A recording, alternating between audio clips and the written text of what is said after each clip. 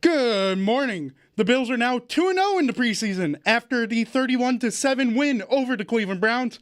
Most of the starters sat the whole game, so Kyle Allen led the QBs going 10 for 12, 128 yards, 1 touchdown. Ian Wheeler had 14 carries for 56 yards, and Jamori Macklin led all wide receivers with 108 yards and a touchdown.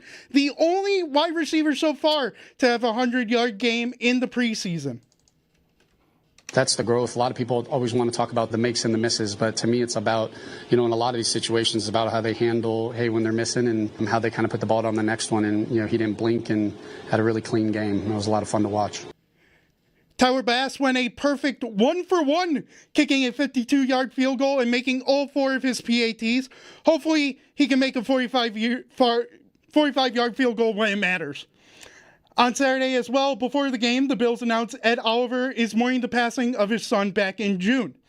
Around the NFL scores from over the weekend, the Falcons destroyed the Colts 34-6, Giants win 26-3 over the Dolphins, Patriots win 24-21 over the Eagles, and the Titans win over the Seahawks 19-16. This update is brought to you by Pack Chevrolet. Pack Chevrolet, with you for the extra mile since 1935. I'm Dan Dale for Western New York's Voice of the Fans, WGR.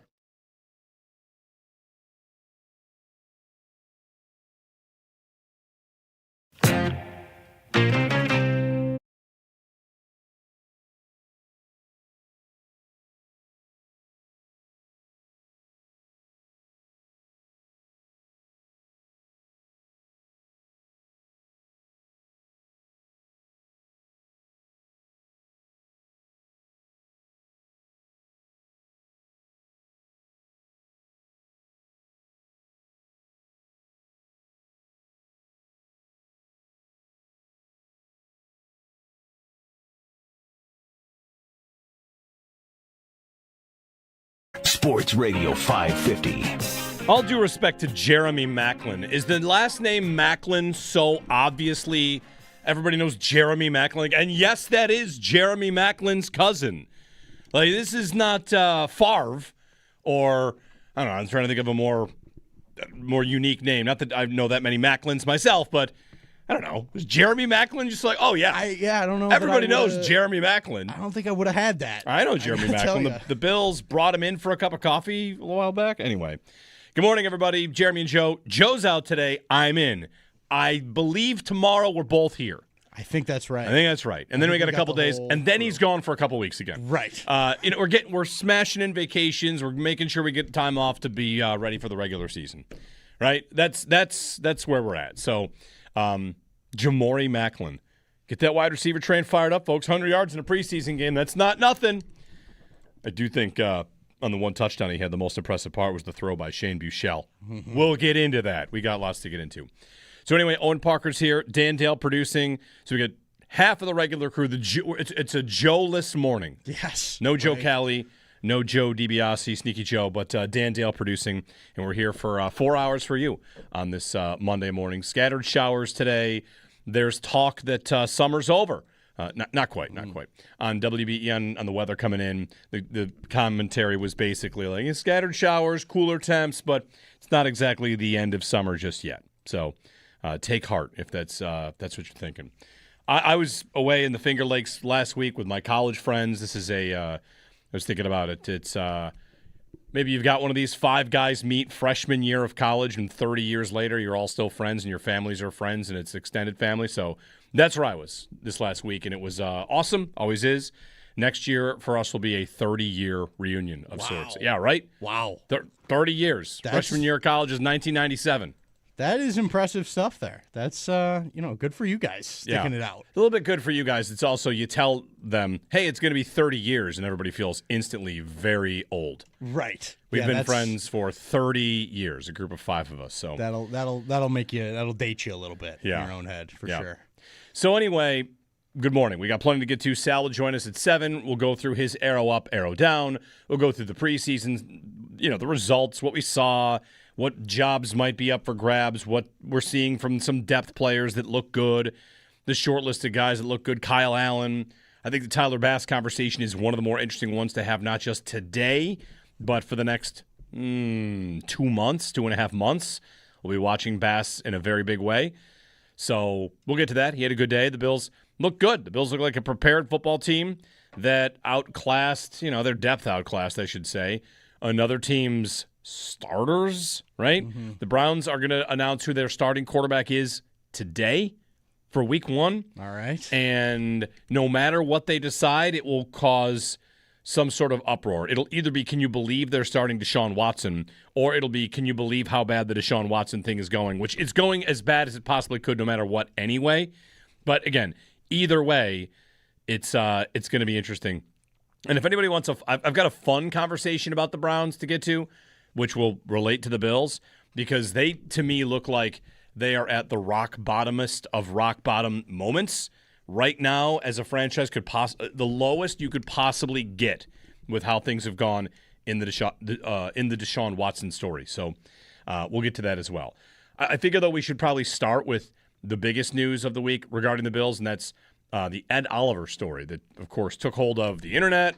If you were following the whole thing throughout the weekend, how it broke, how it got exposed, how the Bills then put out a statement, and then, of course, they were forced to answer questions about it. The story was confirmed, and all that comes with it. If you have something you want to share on it, the phone line is open for you at 803-0550. There are, potentially a lot of different tendrils that could offshoot this about journalism, and I feel like it's an opportunity for people to point out that in this age of trying to be first and not right, in the age of trying to get clicks, and the guy that exposed it is pretty much universally being referred to as, not a nice person and not a good person. Yeah. Justifiably. Yeah. I think so. Along the way, this was, if you're following the story, he breaks the story, and then he also follows up with, I'll also have proof that people in the Buffalo media knew about this and held it. And then I got involved in this story because he screenshotted a direct message that I had sent to a listener who asked me about it. Someone said, basically, this will happen all the time in my DMs, hey, have you seen this? And my answer to that person was, it was not this guy. Okay. It was someone else. Wow. Oh, yeah. It's a listener that sent him this screenshot. So let's make sure that that's very clear. That's unbelievable. That's a listener that sent him a screenshot. It's a person on Twitter that interacts with me fairly regularly. Right. That, I've never thought to be someone that would do something like that, but they did. I don't think that's how the story broke, of course. I think that was just part of his story about how people in the Buffalo media knew. Wow. I can't believe that he framed that. The way that tweet is framed is this is a conversation with you personally, between you and him. No, and that is not correct. It was someone else that screenshotted it and sent it to him. Well, throw it on the pile. Huh? Sure. Throw it on the pile. Sure. So, again, this happened back before training camp, that the word had spread in the media, and this is not a I knew, and I'm happy that I knew, or I'm proud that I knew. I think if you want to get in the inner workings of how something like this might work, it's a little bit more like, hey, just a heads up. I don't want you to be caught off guard if you see this. And then when this story comes out, I'm not caught off guard. I kind of know. And that definitely has happened. I've heard something of that. I don't know details. I've not confirmed. It's not, that's almost not my job. That's not the kind of thing I'm going to dig into. That's, the death of a child of a Bills player is obviously very sad and very serious. And like, all right, well, when the team is ready, when the player is ready, we will hear about that. They'll do it on their timeline.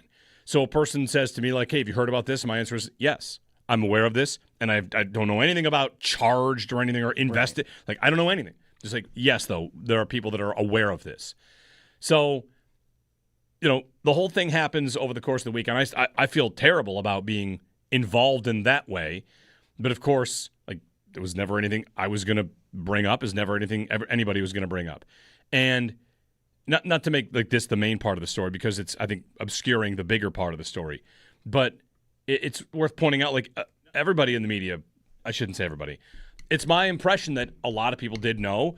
It's the kind of thing that the Bills and media members will foster relationships that are about trust and are about caring and all that kind of stuff, because there are delicate matters and there are things that happen that require maybe a more delicate touch. So the whole thing happens, and then This guy exposes it, and the Bills have to respond. And they did in a pretty good way. You know, Brandon Beane issues a statement. The team kind of takes control of it. Teammates are asked about it. I'm sure they didn't love being asked about it. It's not their place to be asked about it, right? If Ed Oliver wants to take time away from the team, you know, it's just whatever. You give him time away. If he wants to work, you give him time to work. And there are a lot of different elements to this story. I do get the sense, though, that one of the biggest pieces is that people are, of course, very mad. The quarterback of the team said he was very sad and very angry, as they should be. It's not the kind of thing that you break. You don't break news like this just for the sake of it. You know, if someone's committed a crime, if there's corruption, if there's, you know, reporting things that people don't want reported, it depends on what that kind of thing is. And this is not the kind of thing that you would obviously do that with. Right. I think most would agree with that. Nearly 99% would say, yeah, that's not the kind of story you're going to break. Yeah, if you've got some shred of empathy and any understanding about the situation, if you're close enough to understand it, you would know that that's not something that needs to be shared. Right. He was not away from the team. He came to training camp. He's hurt now. But even if he was, like, it is not something that was impacting his on the field play in any way. He was here. He was around. And just because there was something going on in his personal life doesn't mean we're entitled to know it. I mean, we don't know everything that goes on in these guys' personal lives. And a lot of these people clamoring for, oh, we needed to know about this, was gambling. Right. Like, really? That's where we're at? Right. Get a grip, guys. Right. It seemed like it was an effort to become a person who, hey, I'm someone that tells the truth. Right. You know, everyone else is in bed together, but I'm the one that's going to tell the truth about and trying to make comparisons to Vrabel and Rossini, which is a story that I'll personally say I never cared about once. Right. We talked about it once on this show. I mean, whatever. It's. Like, I'm sure that it's. Like, it never mattered. Right. I'm sure that it's whatever. I'm sure it's important enough, and it's got to. For me, I got a lot going on, and I don't care about that at all. Right. There are plenty of things worth caring about, and you know, for this guy to break this story and to bring it up publicly, like, what are you in it for? You're in it for, in this case, it's one of those cases where people will say to you on Twitter, if you're in the media or do something we do, oh, you're doing this for the clicks. And the answer is there actually aren't even clicks on Twitter. Mm-hmm. There is exposure. There is trying to get, you know, a little bit more attention. And that's, again, what this guy wants to do. I did not know him before this. Others had told me, like, oh, yeah, this guy is known to be the con artist or whatever, the carnival barker, however you want to say it. Like that's what his job is. Counterculture media, claiming to just ask questions, things like that. Like, you're not making intelligent points. You're not asking relevant questions. What you're doing is trying to defend something that really doesn't have much defense. What he does and what he is trying to do, it's very clear if you know about how the system works on Twitter X now. He is engagement farming because he's a verified account that he's one of the few accounts where it will matter if you respond to him or like to his tweets. And that is what, go into his comment section and look what he does. Every tweet in there is responded to because he is only trying to get you to respond to him. That's why I wrote and deleted 7 different tweets about this guy over the weekend. Yeah. I'm in Muskoka trying to like relax, and I'm just furious about this bozo. Yeah. And Bozo's back. Right. Bozo meter. Yeah, exactly. We're crowning a bozo. Done. Hammer Bozo. But love it. The only thing you're going to do by doing that is giving him exactly what he wants. It's engagement on the site, and he's a verified account, so he'll get 5 extra cents for every tweet that he gets back. And he does stuff like this to get people to respond to him and to get all of us to tweet at him and get into fights with him. And, like, he will go with you 10 rounds because every tweet you give him is more money in his pocket. Is why he did this. Is why he broke this story. Right. So that he could get his name out there a little bit and make an extra whatever the Twitter, AdSense is for a verified account. And it's very obvious if you knew anything about just look at his account, man. It's very easy to see. It's a lot of this. It's a lot of this kind of stuff. It's a grift, exposure, whatever of this sensitive matter. I thought the Bills handled it really well.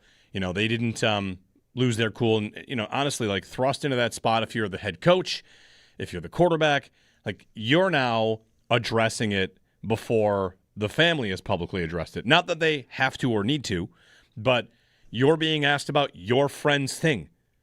What kind of spot is that? Terrible. Like, it's not a fun spot. No. It's not a good spot to be put in by anybody to say, hey, how's he doing? Like, I don't know. it's none of your business. Right. I don't even know. It is your business. I understand why the media is asking. Now you're reporting on an issue rather than breaking a story. Now you're following up on it. And, of course, like, people would want to know how Ed is. And they would want to know how the family is doing. And, like, I don't know, Owen, for me, I thought a lot about this over the weekend. I thought a lot about how it happened and why it happened and, whatever. Like, there's a million ways for me to say it. It all depends, like, how personal I want to get. But I guess I'll just do it in the first segment of the show, which is just like, when you have shared a life-altering tragedy publicly, as I have in this chair, if you've listened long enough, my wife and I lost a pregnancy, and I spoke at length about it a few days after it happened.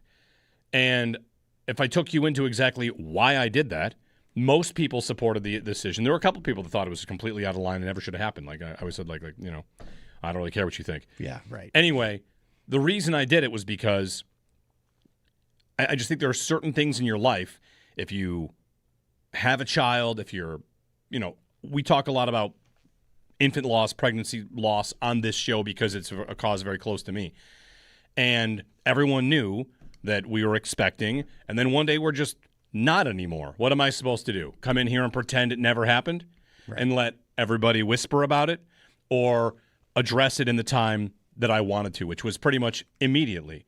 And that was a choice I made because that was my choice. How would I have felt if someone had put that in the paper 3 days before?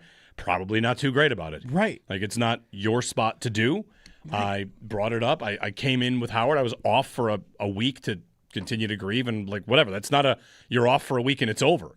That's not you go back to work and it's over. It's something that with the Oliver family here, like, they'll deal with this. He'll deal with this. They'll deal with this for the rest of their lives. It's a life-altering event. And how you handle it is up to you and your friends and your support network and therapists. And there's a million layers to go through with this. But that it stayed quiet as long as it did represents a lot of the respect that people had, and also perhaps a feeling of difficulty of, well, how exactly do we just announce it? Right. What are we supposed to do? So I don't know how it ever would have come up, if it ever would have come up, if it might have just gone away.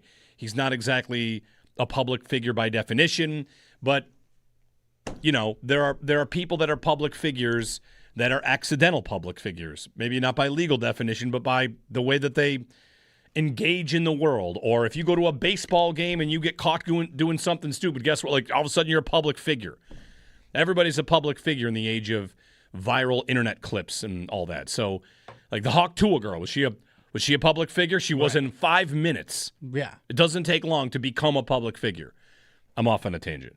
My point is simply, For me, it was about, like, I needed to control that message. I wanted to say our story and what it was and why it was important to do that, because there was no other way for me to consider that. That's because I have to come on the radio and talk every day. Right. Ed Oliver doesn't have to do that. No. Ed Oliver has to go smash through dudes and sack quarterbacks and stop runs and go play football. And his family, their decision on how to approach this was up to them, of course. Like, I feel like this isn't a debate. There's nothing you can call and argue about. It's just, this is what the reality should have been. And since it has happened, I feel like the Bills have done a pretty good job. The players have done a pretty good job. I do also think that there's really nothing that football is qualified to do in this spot. You can't, I know the quarterback said it, and he meant it in the nicest way. Like, it's been unbelievable how he's handling this. Like, football terminology and football glossings over and football caring doesn't have the words for this. If he had not spent a single day in the facility, that's how he's dealing with this. If he's there every day, that's how he's dealing with this. And, how is he today? You might think you know, you might not really know. Right. It's just the way that it goes. Exactly. And like you hit it. You were able to, with your situation, come on and control how it came out in the way you wanted to present it on the timeline you wanted to do it. and Ed was not offered the same chance. And that is, to me, reprehensible. So I don't know. There may be an argument you think that somebody has a right to know whatever you think that you deserve to know. Fine. But I think we all know on a human level that that's not right. Yeah. And that's the end of it, to me. The tough part is the chat has pointed out it's not like this person that did this is going to get fired or disciplined or anything like that. It's just it is what it is. And, you know. The only way you can discipline this guy is to just block him. Get rid of him on your timeline. Right. Everybody. Right. I know you want to tweet at him about how much of a blah, blah, blah you think he is. But that is exactly what he wants because he'll respond to you and then you'll respond back, and that's how the cycle goes. There's proof, he doesn't, have much of a... If I had that many people telling me I was that bad of a person, I would get off of I would delete my account fast. Exactly. Here's your chance, everybody. Just... I mean, it's got to be a million tweets. It's literally. Yeah, it's pretty rough. Yeah. So, here we are. It's part of the story of the Bills preseason for sure. Will be a start of the story of the Bills season. It's in the mix. I mean, we've been through this with some other players. The death of Dawson Knox's brother is something that, I'm not sure Bills fans carry around every day, but this fan base cares about its players. There's a group of players that have been around for a long time, and we appreciate this team in ways that, some other markets maybe don't, because of the drought, because of the market size, because of the uncertainty of whether or not they'd ever leave. There's a lot of roots that are deep into the fans with the team, and we care about players, I think, in a way that not every market does. You might have some fans in every market that do, but I think people in this market care a lot about the players and want to support them. Yeah. It's evidenced every time there's a Bills Mafia campaign to raise money for this player's charity. There are two charities that are doing that for Ed Oliver, whether it's $91 or $9.10 or $25, whatever you want. There's ways to show that this fan base cares. They've done it again and again and again, and this is another case. So there you go. There's the breakdown on that. 803-0550. Sal coming up at 7 o'clock. I know he's got a little bit to say on this as well, and we'll recap the football game as well as the Bills beat the Browns. And if you want a fun conversation, right, I can put this down for a minute, a fun conversation. I was thinking about this over the weekend after I saw the Deshaun Watson press conference where he said he thinks he's booed because people don't like him. Yes, that's exactly right. Correct. You got it. Bang. That is exactly it. I am booing you because I don't like you. Right. Yes, correct. We all hate you, dude. Right. Right. Very self-aware moment for him. The thing I was thinking about for the Browns today as they announced their starting quarterback, this would be something that Joe would love because Sneaky Joe, he's one like me who it's sometimes fun to look back on the hard times and think, man, can you believe that? Did the Bills during the drought ever have a moment lower than that Deshaun Watson press conference where he said it's because people don't like me? No, don't get me wrong. The drought was longer. The Browns have made the playoffs more recently. They did lose their team. Right. That happened. That's tough. But, man, I think that what is happening in Cleveland today is possibly lower than any moment of the drought because you are $230 million committed to Deshaun Watson, who is, after you got him, forgot how to play football, was a reprehensible character to begin with, went up there at the podium after the game and said, I haven't regretted a thing I've done in my entire life. Oh, all right. like it's tough. Yeah. When you went out and got him, you probably thought, well, we'll just get over it if he's okay. And it's the most karmically bad situation that has ever happened in sports. If you ever believed in karma, if you ever believed in anything, this deal going as badly as it has gone is the number one argument for karma maybe ever in sports history. It's nuts. It is really. It's a low moment. And they're going to, announce him as the starter today? Right? Maybe. It was weird that they both played on Saturday. Like the way Monken talked about it, I almost thought that we wouldn't see Watson, but then he played the second half. I don't know. It was weird. Yeah. Whole thing is weird. Even the coach is kind of weird. The coach that's not who they wanted to be the coach. Right. Like you had to settle for a coach you didn't want. You lost a good defensive coordinator that you did want. Man, it's so much. 803-0550. give us a thought if you want on what you saw, Browns Bills, on that question about the Bills drought having a lower moment than this. We'll have some fun with that. And if you want to, offer anything up on what's going on regarding the Ed Oliver story, you can as well, with I would hope with some grace. 803-0550, our phone number. Thanks for tuning in. Jeremy and Joe out today. Sal at 7 on WGR.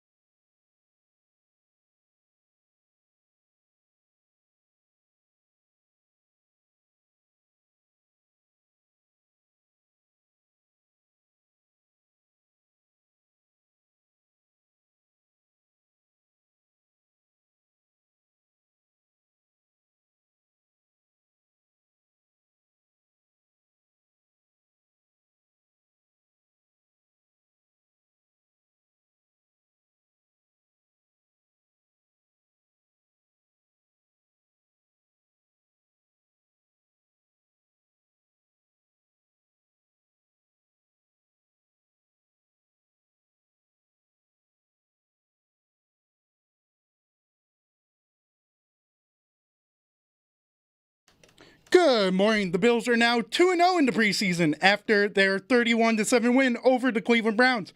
Most of the starters sat the whole game, so Kyle Allen led the quarterbacks, going 10 for 12, 128 yards, and 1 passing touchdown. Ian Wheeler had 14 carries for 56 yards, and Jamori Macklin led all receivers with 108 yards and 1 touchdown. On Saturday as well, before the game, the Bills announced Ed Oliver is mourning the passing of his son back in June. Around the NFL, scores from over the weekend: Buccaneers beat the Chiefs 16-15. Rams shut out the Saints 34-0. Bengals beat the Bears 27-9. And that's your Paddock Chevrolet headlines. Paddock Chevrolet with you for the extra mile since 1935. I'm Dan Dale for Western New York's Voice of Fans, WGR.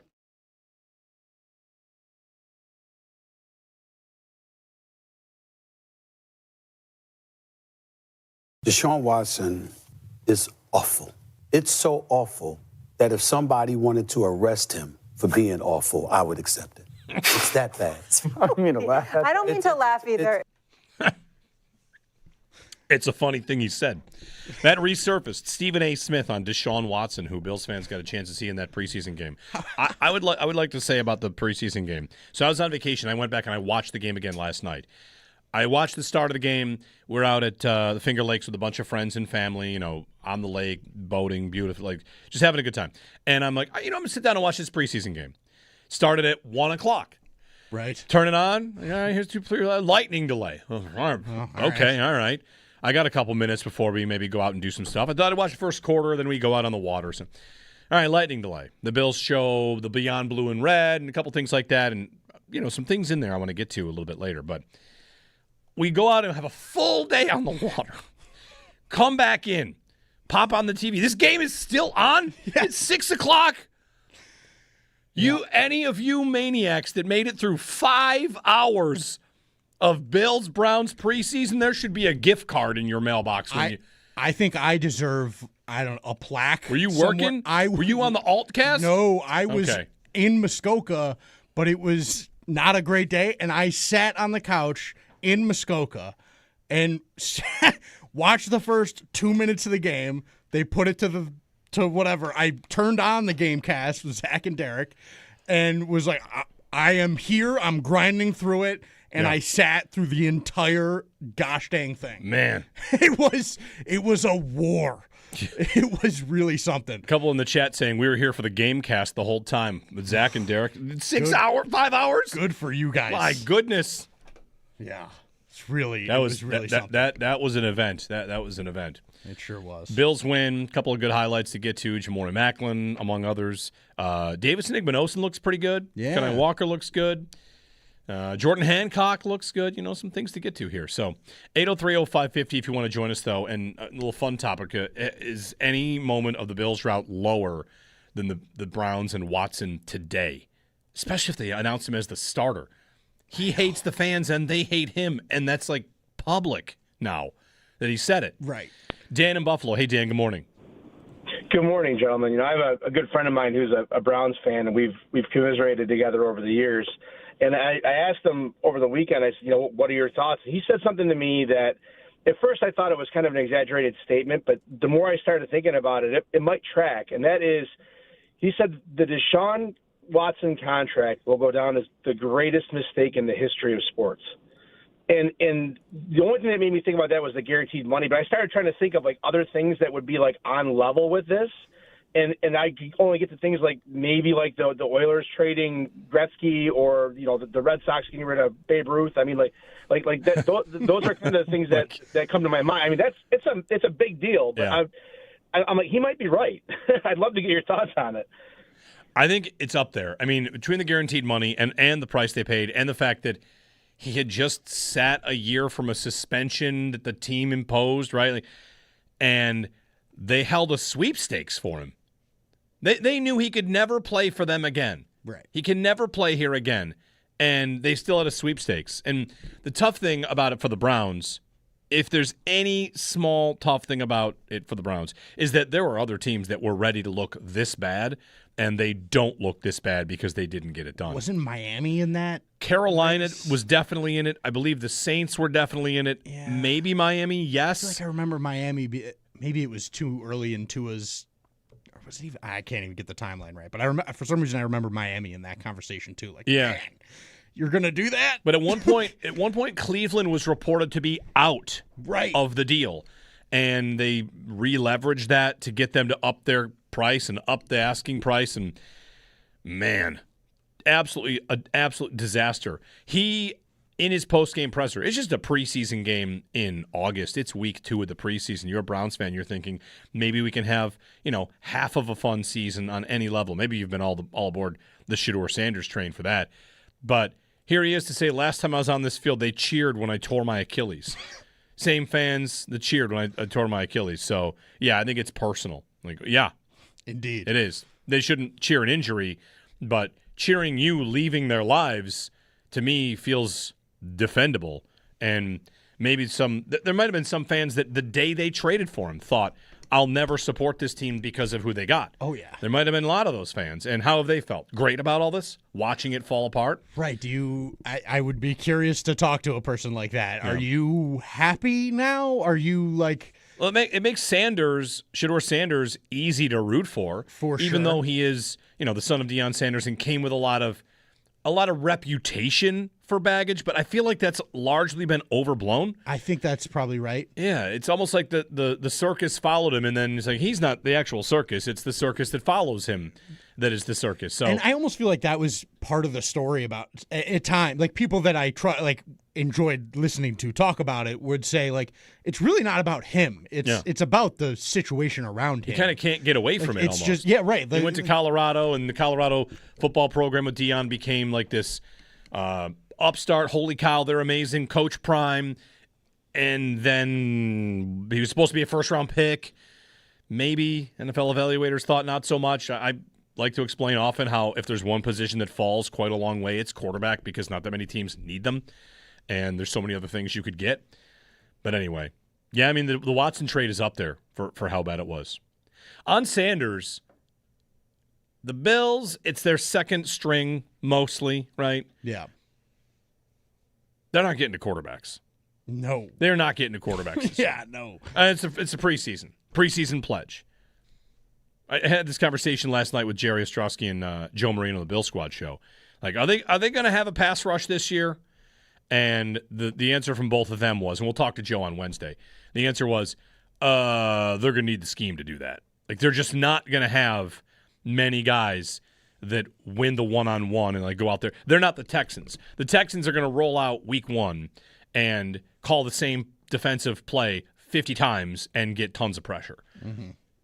You know what I mean? Not actually the same play. But the Bills are going to need Jim Leonard to dial up and confuse and to game plan and to match in a way that gives them a chance to get pressure because they're just probably not going to get it consistently with the players they have. They've got some nice players that have some positive traits, but the speed rusher never came, right? That was something we were talking about in the offseason.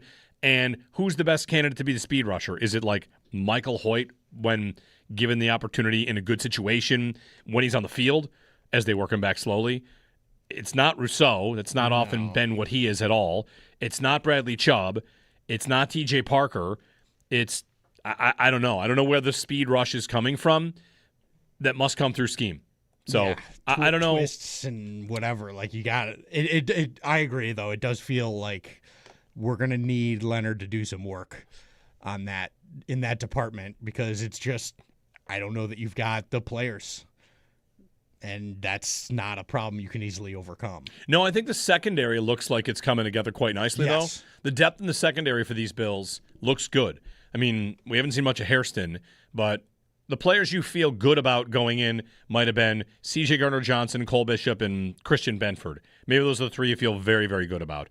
And add to that list, Jordan Hancock's had a really nice training camp. I saw our buddy Matt Perino, might have been Matt Perino, who said Hancock would be like the star of camp if not for D. Alford, who Josh Allen even called out D. Alford about how good he is and how he's really impressed him throughout training camp in the preseason as well. So I have high hopes for the defense, but should I say low expectations? High hopes, but modest expectations. That's what I'll say. Yeah. I have modest expectations. The whole thing is leading me to, again, I'm not taking this away from the preseason because I believe in not taking really anything from the preseason. But I think that one of the funniest and oddest potential season storylines that happens is the defense takes a step back, and because the Bills are playing so many good offenses, they get into these shootouts. I think it could be a lot of shootouts. Mm-hmm. And when they do that, Allen will put up numbers, and the takeaway will be Joe Brady released Josh Allen.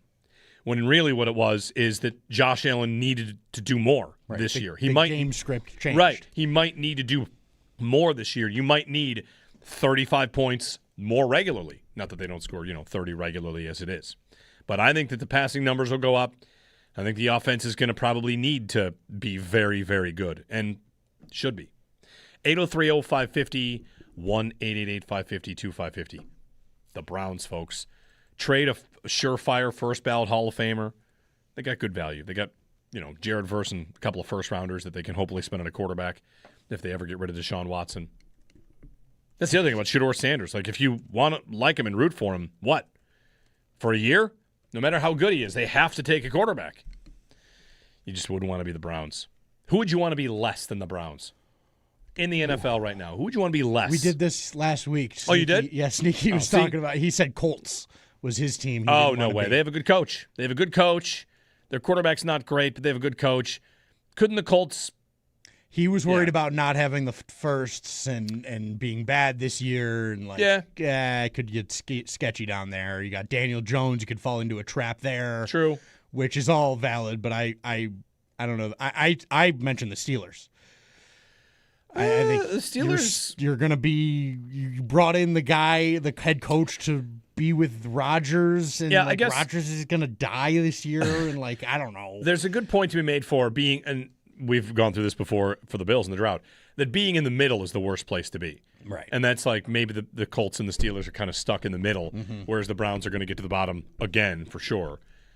Who would you least like to be? I think the Browns are pretty. I mean, you got to get a new coach. Probably you got to get a new quarterback. You got to, is your owner still pulling strings? He's the reason you got Deshaun Watson in the first place. So, 803-0550, our number. Sal coming up top of the hour. Jeremy and Joe. Joe's off today. Back tomorrow. And Owen Parker's here. Dan Dale's here. Give us a ring. 803-0550 on WGR.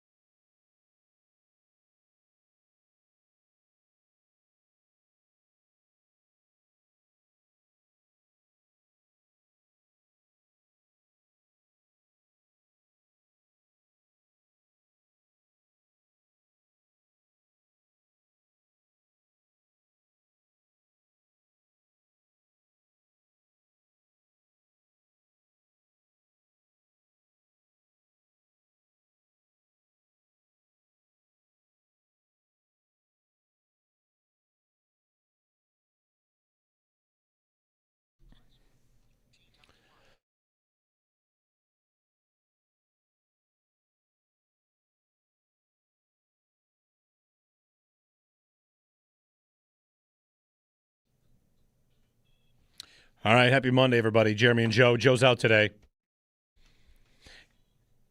The double take I did, and that maybe you did as well if you've seen this picture. Ryan Miller played in the Colorado Avalanche alumni game. What? Yeah, immediately a flood of emotions. One, that should be illegal. Yeah. Two, we should get something for that. You should have to trade for that. Yeah. You should have to trade for his rights. You want him in an alumni game, although the Sabres probably don't have his rights. But his number's retired. Right. You got to. That's what you we got to get something. When you retire a player's jersey, they can't wear. He not only can no one wear the number 30. The other part of the deal should be he can't wear another jersey without compensation. The Sabres are entitled to compensation. Yeah, he played in the Avalanche alumni game with Joe Sakic and other Avalanche alumni. That's an odd one. It's very odd. He played for a bunch of teams. Yeah. He played for the Ducks. He played for the Canucks. He played for the Blues. Avalanche? You could just get anybody? Who can we get for the next Sabres alumni game? Hold on. Let's go. Let's dream big. Who do you want? I was going to say Ben Bishop, but he actually technically... Why not Gretzky? At one point. Yeah, give me... Just get Gretzky. Right. If Ryan Miller can play in the Colorado Avalanche alumni game, then the Sabres can have anybody they want. Could we get Marc-Andre Fleury? Sure. Call him. Why not, right? Hey, we need a goalie. You're fun. People like you. I was gonna say, that's where it's more likely. Like maybe Gretzky's like, I'm busy. Goalies are looking for a game. Right, always. Miller. And they're used to being called. Right. Like, hey, we need a guy. All right, fine. They're always on call. All right, then who else? Patrick Waugh. Just call Patrick Waugh. Yes. Hey, we need a goalie. Although he seems like a guy that would probably tell you to take that's a right. hike That's in a right. much meaner way. Very, very unlikely. We don't want Brodeur. We don't want anyone that's going to, dull Hasek's shine. Right. How about, who could it be? Who do we want? Mike Smith. Like, did Miller ever... I got to, check. Did he ever beat the Avalanche in a playoff series? Did he ever lose to the Avalanche in a playoff series? Because if so, then you were a fan that cared about that kind of thing. Yeah, you should hate them. Anyway. That's very weird. He played for the Avalanche. Not AI, not a Photoshop, not... Who's more mad, us or the Sharks right now about this? He works for the Sharks. Right. They should get a draft pick. Something. They should get a 4th-round pick. Hey, listen, we want Miller to play in our alumni game. How about a 4th? Sure. Fine. It really has the same value. A 4th-round pick in the NHL is worth about an appearance in an alumni game. I think that's about right. That's probably right. Yeah. That's on my chart of what draft picks are worth. It sounds proper to me. I had a dream while I was off last week that the Sabres traded for Hellebuck. I had a dream to the point where, I don't know how often this happens to you guys, where you have a dream and you're going to work or you're driving the next day thinking about the thing that you think has happened. Like, man, when I get back, we can talk about Hellebuck. Wait. No, that didn't happen. That was a dream. Too bad. That was a dream. It's unfortunate. Would be exciting. It would be exciting. It would be very exciting. Anyway, 803-0550, our phone number. Sal Capaccio coming up at 7 o'clock, and we'll talk to him about the arrow up, arrow downs from the preseason game in Cleveland. A lot of rain.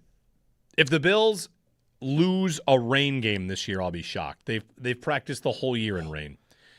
All of training camp, it rained. It rained in the first preseason, in the blue and red scrimmage, it poured. Then in Cleveland, it pours again. Like, they are ready for rain. True. Super ready for rain.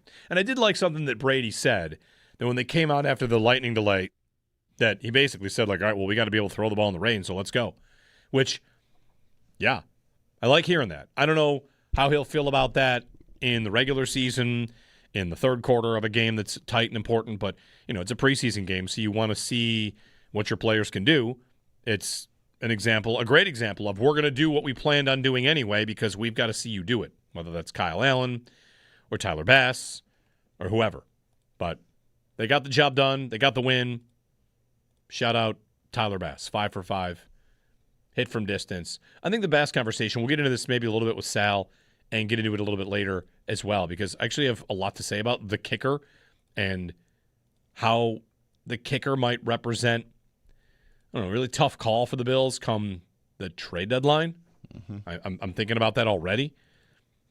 And he's very much going to be watched with a careful eye by every Bills fan, and I wonder how careful that eye is for the Bills themselves. So, something to think about. One other thing this is a developing story, that the Browns, more Brown stories, the Browns waived a tight end who was going to go back to LSU and play.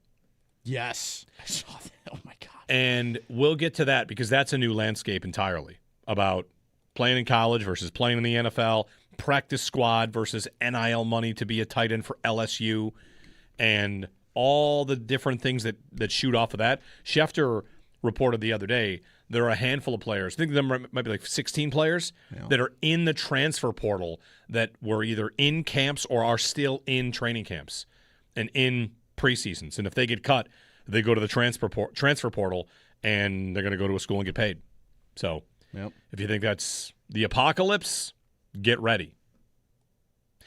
Glenn writes in about alumni games that Miller might have been allowed. Yeah, you can play in you could play in a Sault Ste. Marie alumni game. You get drafted someplace, you go to a camp.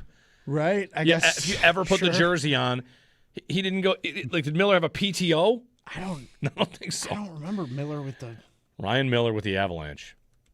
Anyway, Sal Capaccio on the other side, his arrow up and arrow downs from the Browns game. If you have a question for Sal, for us, fire it up. 803-0550, the phone number here on WGR.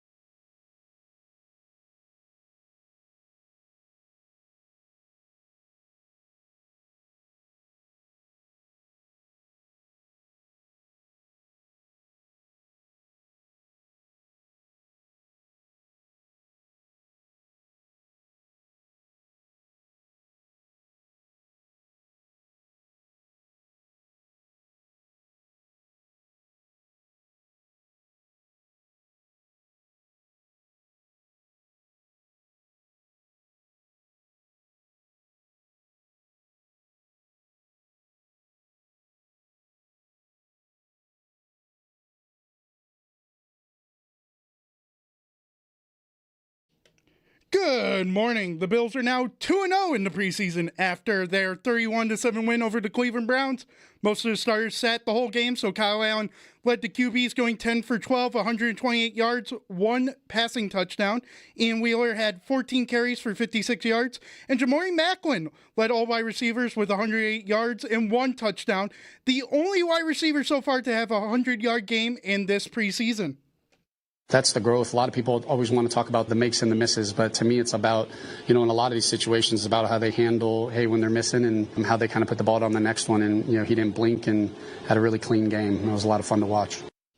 Tyler Bass going a perfect 5 for 5 with a 52-yard field goal and making all 4 of his PATs.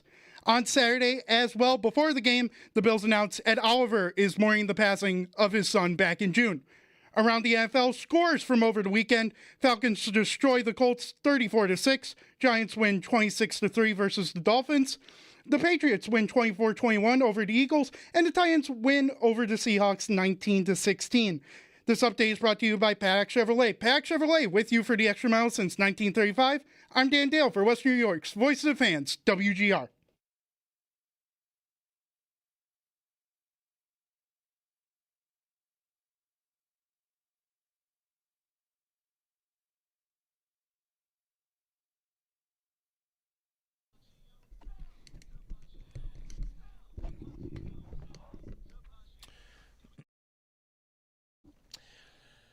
Sal Capaccio joining us on the Western Hotline. Jeremy and Joe. Good morning, everybody. Joe's off today.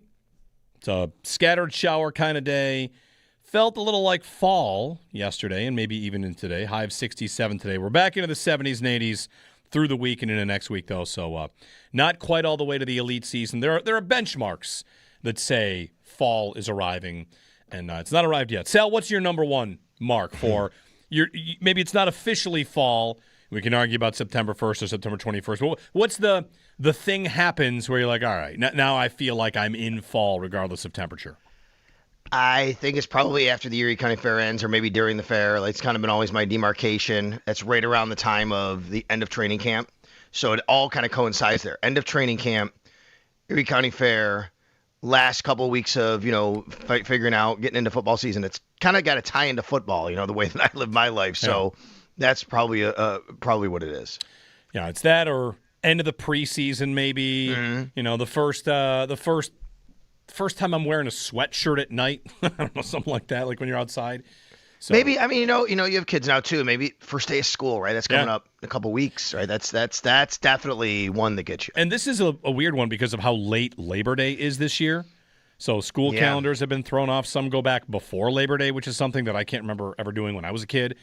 Then there's time, like, depending on where you live in the country. I know my niece, they live in Ohio, and they're already back. They're at school. I just had this conversation with people in Ohio when I was there this weekend, and we actually played a round of golf. And a couple of guys that their kids are in Ohio, they're like, yeah, they just started back already, and they do generally start back in mid-August in Ohio. When I was living in Florida, teachers went back like August 1st, and kids went back the first week, for August maybe 6th or 7th. But you're out by Memorial Day, so that's nice. You're out Memorial Day, you go back in August. Now, it's a really good point you make about the calendar. This year, the NFL calendar is very late, as you know. It's the latest start date that you could have. It was a late start date for training camp because of that, because Labor Day is as late as it can possibly be. Therefore, the first week of the NFL season is as late as it can possibly be, which really pushes everything out a little bit more. I mean, you're talking about the Super Bowl being, on Valentine's Day, or I think right around there. It's on Valentine's Day, yeah. Yep. So everything, in fact, I was just looking last night at the NFL Combine doesn't start until March 1st next year. I was looking at and that I've never seen that before. So everything this year is pushed back. Will that be the start, not to get to next football season a little early, but will that mean the Combine is going on during the start of the league year? Is that often the case? No, the Combine will go from the 1st through the 8th, and the league year will begin the 11th. So, right after that. Gotcha. Okay, very good. Well, speaking of league year getting started, here we go. Like, this football season's about to get started. The Bills' preseason game number 2. And, Sal, this is a team that will be ready to play in rain this year, right? It's been a lot of rain. How bad was the weather there in Cleveland? It was really nice, to start the game. It was cloudy, overcast, but it was warm.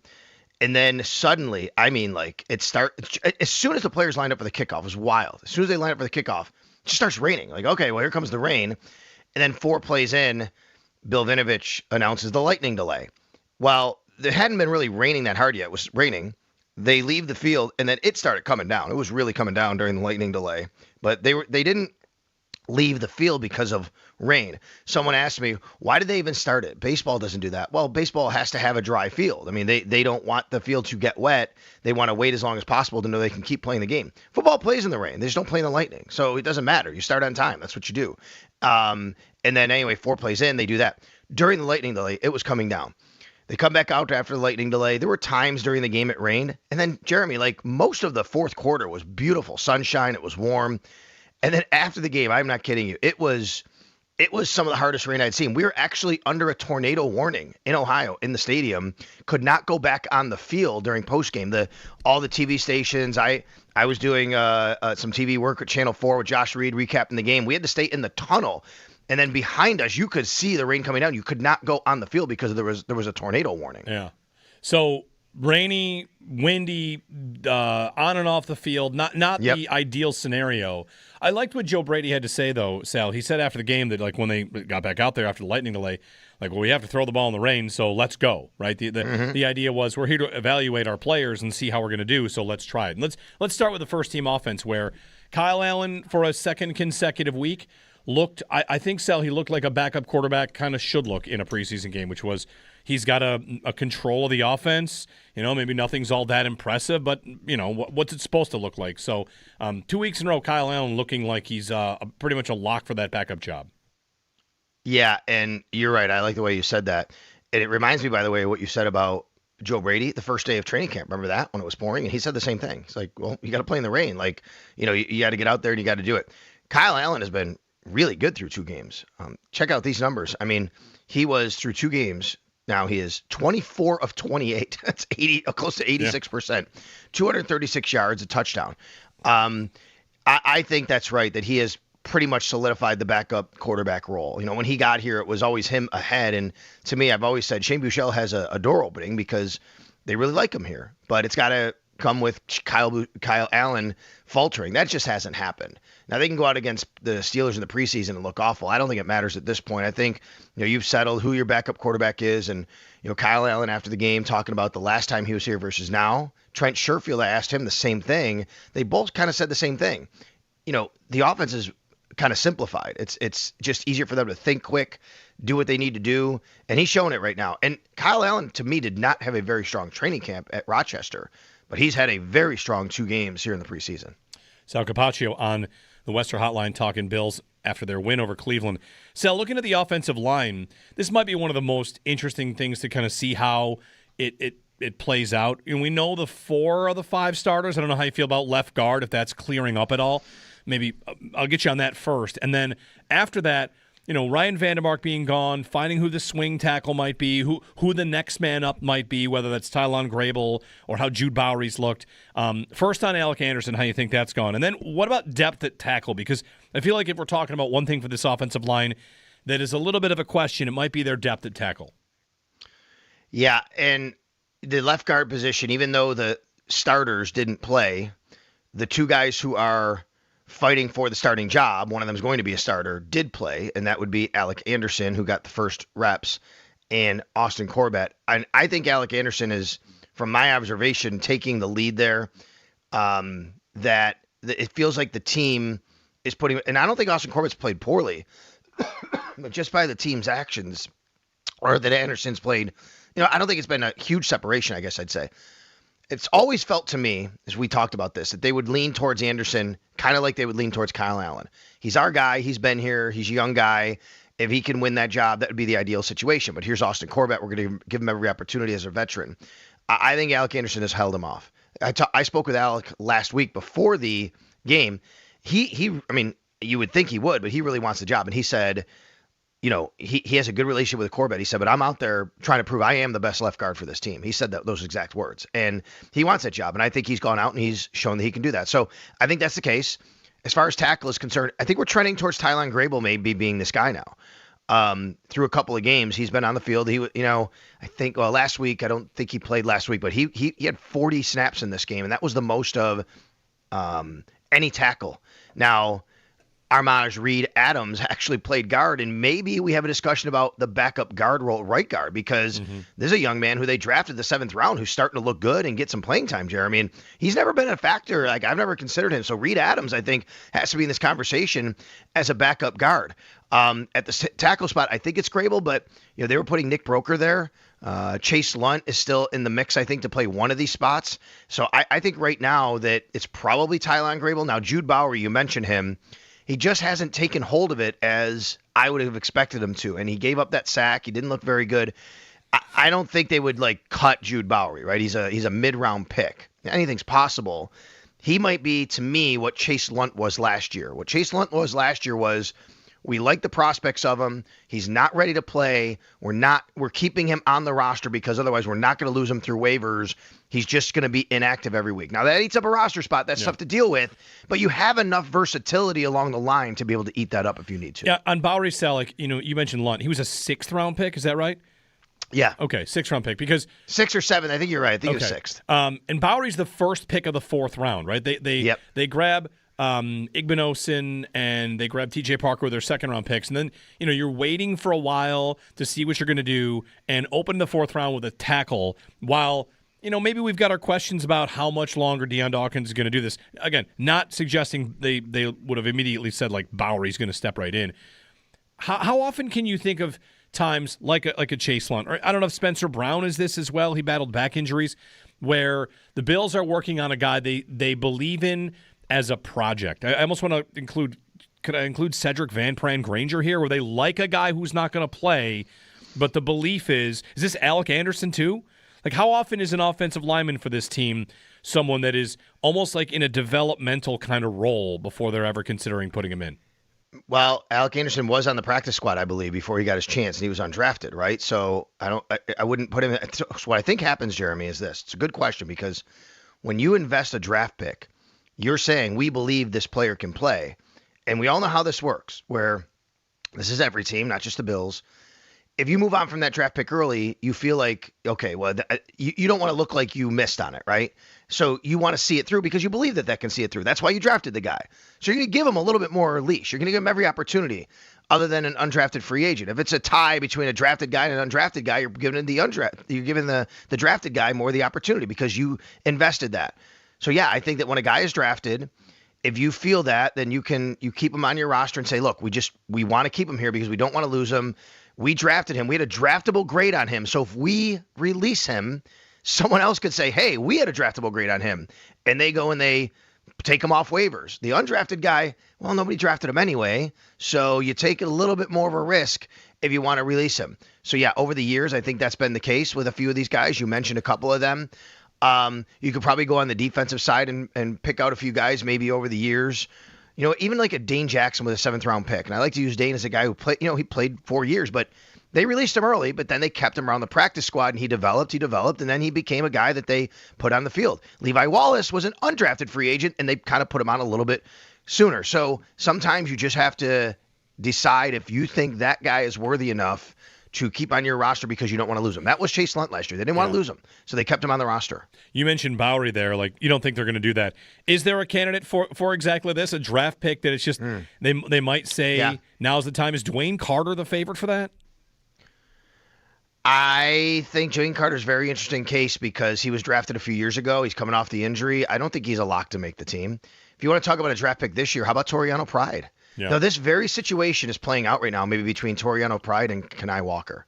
Toriano Pride is the drafted guy. Kenai Walker is not. I don't know if anybody would say that Toriano Pride has outplayed Kenai Walker. I think Kenai Walker has outplayed Toriano Pride. So the Bills, they may look at it. They could look at it a couple ways and go, look, we're going to give it to Kenai Walker and keep him on the team because he deserves it and he's made flash plays and we don't want to lose him. Well, if you do that, do you still keep Toriano Pride? He was a draft pick of yours. Or do you release him, hope he goes through waivers, put him on the practice squad? Or do you keep both of them and say, we'll let it kind of sort out as the season goes on? Dwayne Carter is not a lock to make this team. They have some numbers at that particular spot. I've had good conversations with my fellow media colleagues about Joe Andreessen's situation. Joe is right now the fourth, maybe fifth linebacker, but he's also a very good special teams player. He's right there with Keontae Jenkins. And the way that this defense is structured, we know the top three linebackers, Terrell Bernard, Dorian Williams, Caleb Elam-Zor, however you want to sort them out. Now you got Keontae Jenkins, Joe Andreessen. That's 4 and 5. And are they? Maybe the Bills are right now just going, oh no, we're keeping all 5 because of special teams and all that.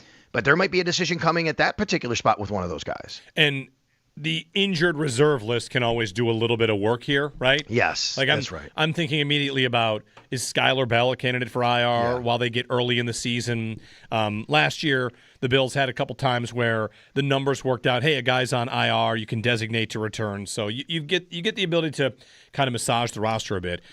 Sal, but quickly, back to the game and some of your arrow ups and arrow downs, or arrows up, arrows down. Yeah. Ian Wheeler, the timeline for Ty Johnson and whether or not the Bills are going to need any help at running back here? We don't know the timeline on any of these injured players because Joe Brady doesn't give that, and he doesn't have to give that until he doesn't have to give a timeline when the regular season starts, but he's got to give you more of an injury update, injury report, right? And they have to be listed. What I would say about Ian Wheeler is he looks good. I like him a lot. He doesn't do the same stuff Ty Johnson does. And I get a lot of people asking me about, well, maybe they'll keep Ian Wheeler over Ty Johnson. You almost have to think about Ty Johnson as a different position. Ty Johnson is what the Bills call the best third down back in the league. Yourself in this position, Jeremy, and any fan listening, do you think the Bills are going to trust Ian Wheeler to be on third down and pass protection right now the way they trust Ty Johnson? Now, maybe you could say, well, no, but Ray Davis can do that, and that's fine. So anything can happen. They can massage it and go, look, we really love where Ray is. Ray can be that guy. Hey, James Cook can be on third down a little bit more. But this is not a one-for-one running back swap between Ian Wheeler and Ty Johnson. It's not as simple as that. Ty Johnson has, I'm thinking of Liam Neeson here when I say he has a specific skill set, right? I mean, like, he has a specific skill set that they really love and want. And I can't see them just making that swap without having a plan for what they would do in those situations, if that makes sense. Yeah. Okay. Sal Capaccio joining us on the Western Hotline. Back to guys looking to make the roster, and we mentioned Dwayne Carter. He's one of these Bills players that added some bulk to try and fit a role. One guy, Sal, that I think has done that and looks every bit the part is Landon Jackson. Landon Jackson, I thought, really showed out in this game. He's had a pretty good camp from what everyone seems to be saying, and I thought in the Cleveland game he was definitely noticeable. He is a big dude. I mean, like, he didn't just gain weight. Like, that's the kind of guy, like, you see, like, you walk next to him and you're like, is he a bodybuilder or is he a NFL player? I'm not kidding you. Like, he's massive. Like, adding that way, he was already, like, this really kind of taller guy. Now he was a little leaner, but he's put on really, really good weight. You know what I mean? Like, it wasn't like he bulked up, but you could tell. I have talked to Landon Jackson several times throughout camp up until, this point. And every step along the way, he just seemed really excited about this role for himself. Like, he kept saying, like, this is going to fit me. I really like what I'm doing here. He was embracing the role. I mean, he would talk about, I'm playing the 4-eye. I can put my hands on somebody, and I got to look down the line and do this. And I'm like, okay, like, he kind of was into it. And I love that for him because, quite frankly, like, last year, obviously, the injury really set him back, but there was a lot of question about where he fit in. It seems like he's really fitting in now, and I do agree. I think he's playing well. Going into the year, I know a second-round pick, people when I say, like, well, he was from last year, a second-year player, draft pick, people would say, well, he's a lock to make the team anyway. Maybe, but I think there were some questions coming into this year, and I think he's answered those questions. He's checked the boxes. I don't think TJ Sanders has answered those questions yet. Yeah. You talk about the two guys and the roles. It seems like maybe this defense isn't quite for TJ Sanders, but it is for Landon Jackson, right? So you also have that trade-off there. Now, it doesn't mean that they're going to move on from TJ Sanders. I just haven't seen him kind of flash the way I need him to flash here in the preseason, the way I've seen Landon Jackson, the way I've seen Deontay Walker and other guys. Even Dwayne Carter's had his moments. Like, I think they like Dwayne Carter. But again, Dwayne Carter's situation might be more about numbers based than anything right now and what they need and what they like at that position. But there's some interesting decisions to be made there. Yeah. Sal, thinking about how that all plays out with the guys on the defensive line, Sanders, Dwayne Carter, is this a potential scenario where we get to maybe a trade happens? Are they so Sure. stacked at that position in a way that there might be a tough decision that they call around? Like, was it Bam Johnson? Is that the guy they traded? Is that Daryl Johnson? They did, yeah. Yeah, So you call Carolina. Boogie Basham. Yeah, and you take your medicine. Yes, you're moving on from a draft pick, but you're getting an asset back. It's, whether it's TJ Sanders or Dwayne Carter and, a sixth for a fifth or something like that. Do you think the numbers game could spell something like that in the next couple days or weeks? So I would say yes. Here's the only rub about that. Because Fedarian Mathis is suspended and he won't count on the roster, they kind of a little bit of a leeway here to kind of keep an extra guy they might not keep, right? Because you're going to have to do that. So, and I don't know, are they going to keep 6 guys? They could keep 6 up front, and you could have Ed Oliver, Deion Walker, TJ Sanders, Dwayne Carter, Landon Jackson, and Zane Durant. And then you put Fedarian Mathis on the suspended list, and then when he's ready to play and you come back, oh, and by the way, Greg Gaines, right? We didn't talk about him. If you want to, and I don't know if Greg Gaines is a lock to make the team. I mean, he certainly put some good film out, in the game on Saturday, and he's put some time in this league. So, you could have a guy, sure, that could absolutely happen. You could have a guy there where at the end of camp, we've seen this before. Hey, you call up another team and say, are you looking for a guy at this position? And you make a deal like that. With Fedarian Mathis's suspension and having him not available to play, even like to be elevated from a practice squad standpoint or something like that, it might thin you out a little bit, and you have to kind of evaluate what you want to do there if you were going to do it. But I could see something like that happening. Yeah. Sal Capaccio, one more thing on the game. Tyler Bass converts a bunch. Do you feel like there's really not going to be any level of, I don't know, I want to say confidence or whatever in Bass from the fans until what? Like he's got. It seems like he's got a lot to prove. I feel like the doubts are justified. You had a full bad year. You had a year off. You had a big miss in the playoffs. Like he did what he was supposed to do against the Browns. What kind of level of belief do you think they have, and what kind of, I guess, how much rope does he have to work with? I think he's got a lot more rope with the organization than the fans. To your point, right? I mean, it just seems like fans, a lot of fans. I don't want to say every fan, of course. A lot of fans feel like they're just waiting for him to miss to tell you that he needs to be gone. And they're just ready any mistake. And I understand. I do. But 5 for 5, a 52-yarder, like that's a good day. Mm-hmm. And on a grass field, very nice, like in some wet conditions, I guess, right? Yeah, definitely. Like, I mean, that's a good day for him. He was good. But he's got to keep backing that up. And he could do the same thing Thursday night, Jeremy, but last year it was Prater last year, missed an extra point in Houston. How big was that? Remember that extra point was missed last year? And the Bills had to score at the end, and they didn't, right? And if he doesn't miss that extra point, I think the game is different. I think if I remember correctly, that's what happened. Like, these kicks matter. My point is, if Tyler Bass goes to Houston week 1 and misses an extra point or misses a 45-yard field goal, I mean, we're back to square one. So I don't know the answer. I've wondered the same thing. Like, how many games in a row, how many kicks in a row is it going to take for even like some of the negative fan base on him to go, no, okay, I'll give him that one. Like, he's been very good. I'll be okay. Yeah. I don't think it's any. I think the minute he misses one, you're just going to have that all year with Tyler Bass. He's in that position where, he's making decent money. He's been in this league long enough. He's missed some big kicks. He didn't play last year, so it just feels like he's not getting very much of a leash from a lot of the fan base. But I thought yesterday was a very good day for him. And Saturday was a very good day. And I think that the organization very much feels better about him, I think, than a lot of the fan base does in that regard. Yeah. Sal Capaccio, Sal, before we let you go, of course, the biggest Bills news over the weekend was the revelation, the untimely revelation about Ed Oliver losing his young son. And I wanted to just give you a minute if you wanted to talk about it, address it, take the floor for a minute, really whatever you want, because it was a story that not only involved the Bills' defensive tackle, but also the team, how they handled it, the media, who might have known, and how a story like this ultimately comes out in an unfortunate manner. The positive side is, of course, the Bills Mafia rallies around a player like they often do.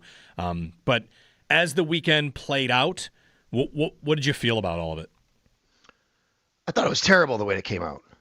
And I'm really glad to see a lot of the fan base, not everybody, but a lot of the fan base saying that they're glad that, the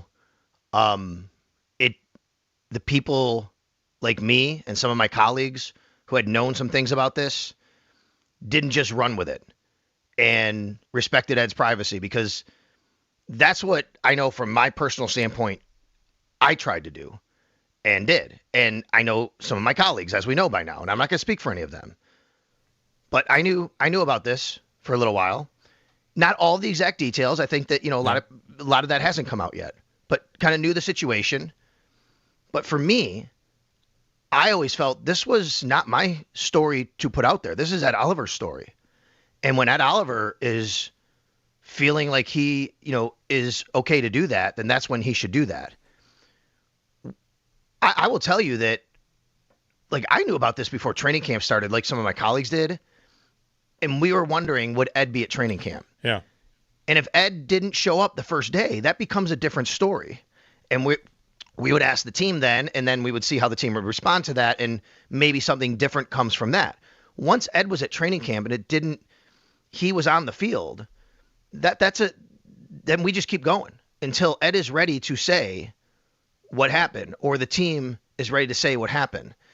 And I, for one, really appreciate the fact that once it came out the way it did, which was unfortunate, and also, by the way, wrong in some regards of how, not just wrong ethically, I think, but wrong for this reporter, if you want to call him, to say, well, the Bills are saying he's injured, but he's gone for this reason. That's not true. He is injured. He is injured. That's why he's been away. He's been at camp. He's been at camp every single day since camp started. But for Joe Brady and for Josh Allen to both say after the game that they were, appreciative of the people who cover the team to respect Ed's privacy, that meant a lot to me, and it meant a lot to my colleagues. I will say that.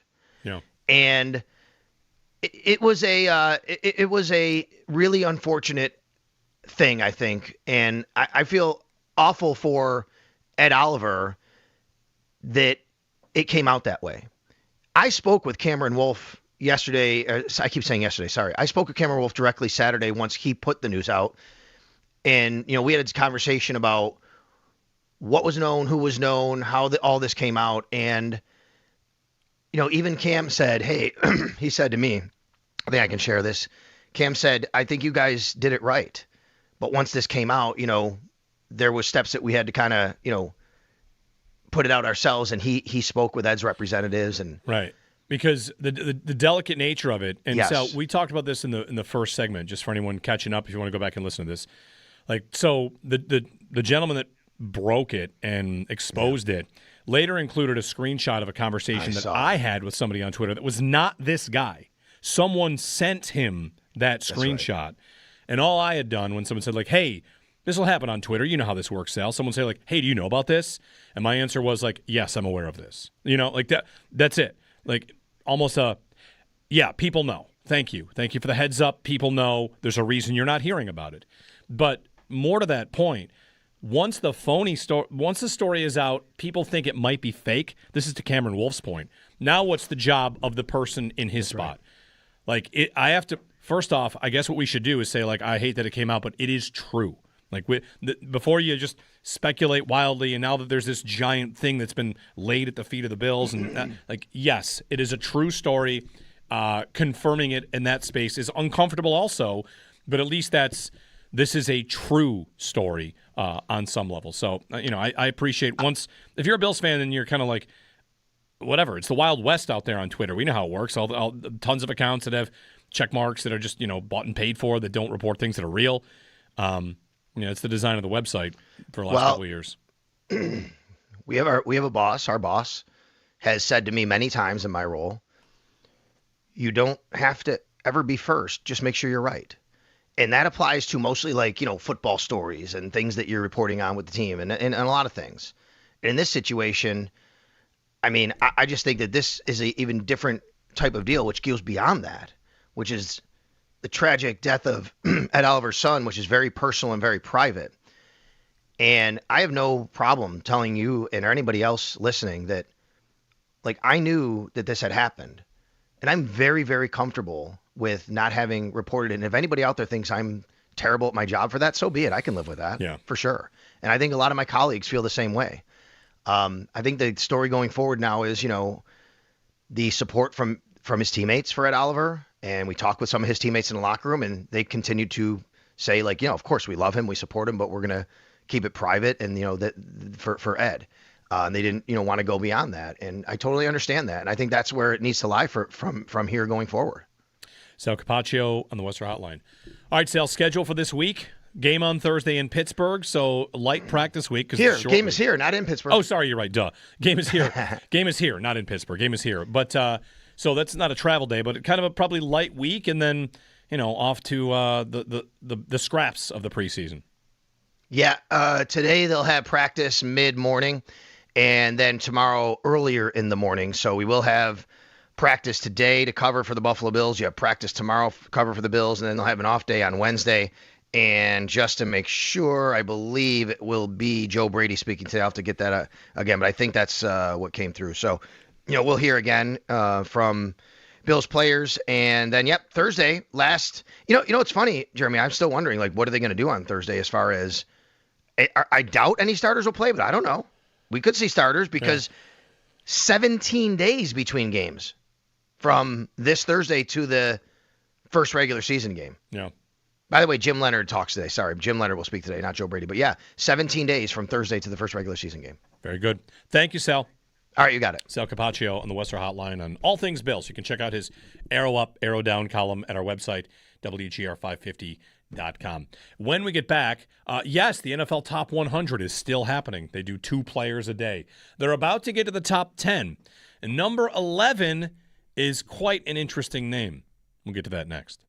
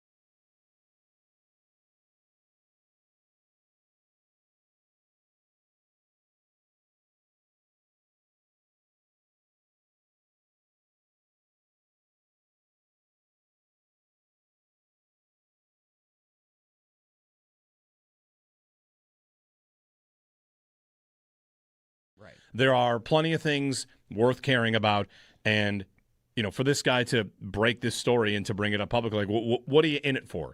You're in it for, in this case, it's one of those cases where people will say to you on Twitter, if you're in the media or do something we do, oh, you're doing this for the clicks. And the answer is there actually aren't even clicks on Twitter. Mm-hmm. There is exposure. There is trying to get, a little bit more attention. And that's, again, what this guy wants to do. I did not know him before this. Others had told me, like, oh, yeah, this guy is known to be the con artist or whatever, the carnival barker, however you want to say it. Like that's what his job is.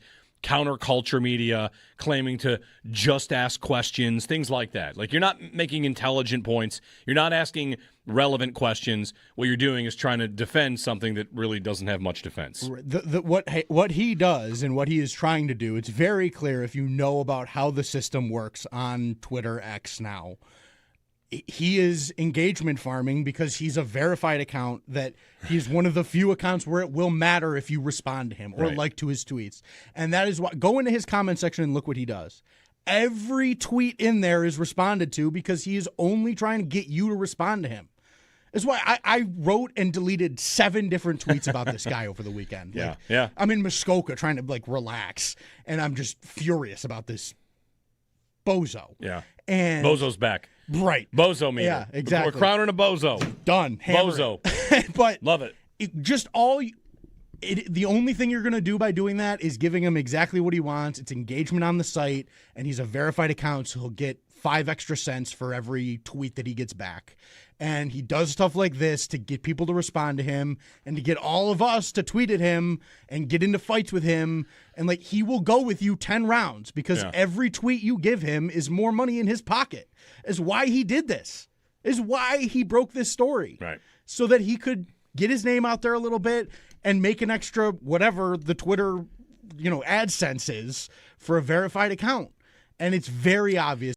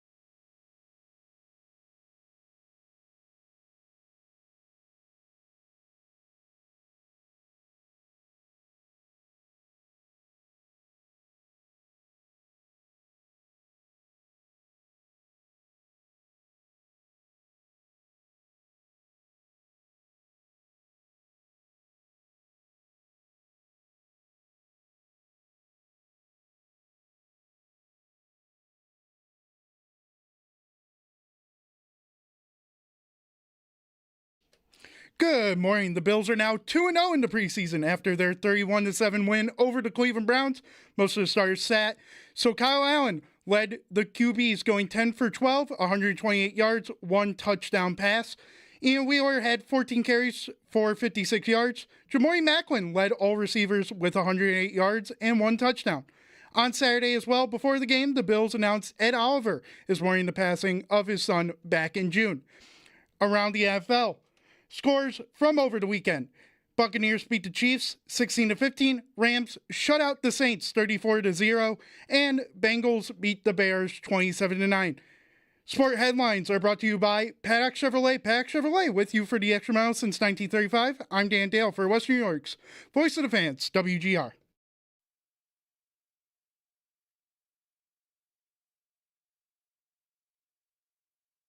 Hey, how's it feel to get booed? I mean, it's a pretty easy question. It sucks. I don't want to get booed. It comes with the territory. You want to get booed? Let's play good football. Let's play good at quarterback. Let's play good on offense. Let's play good as a team.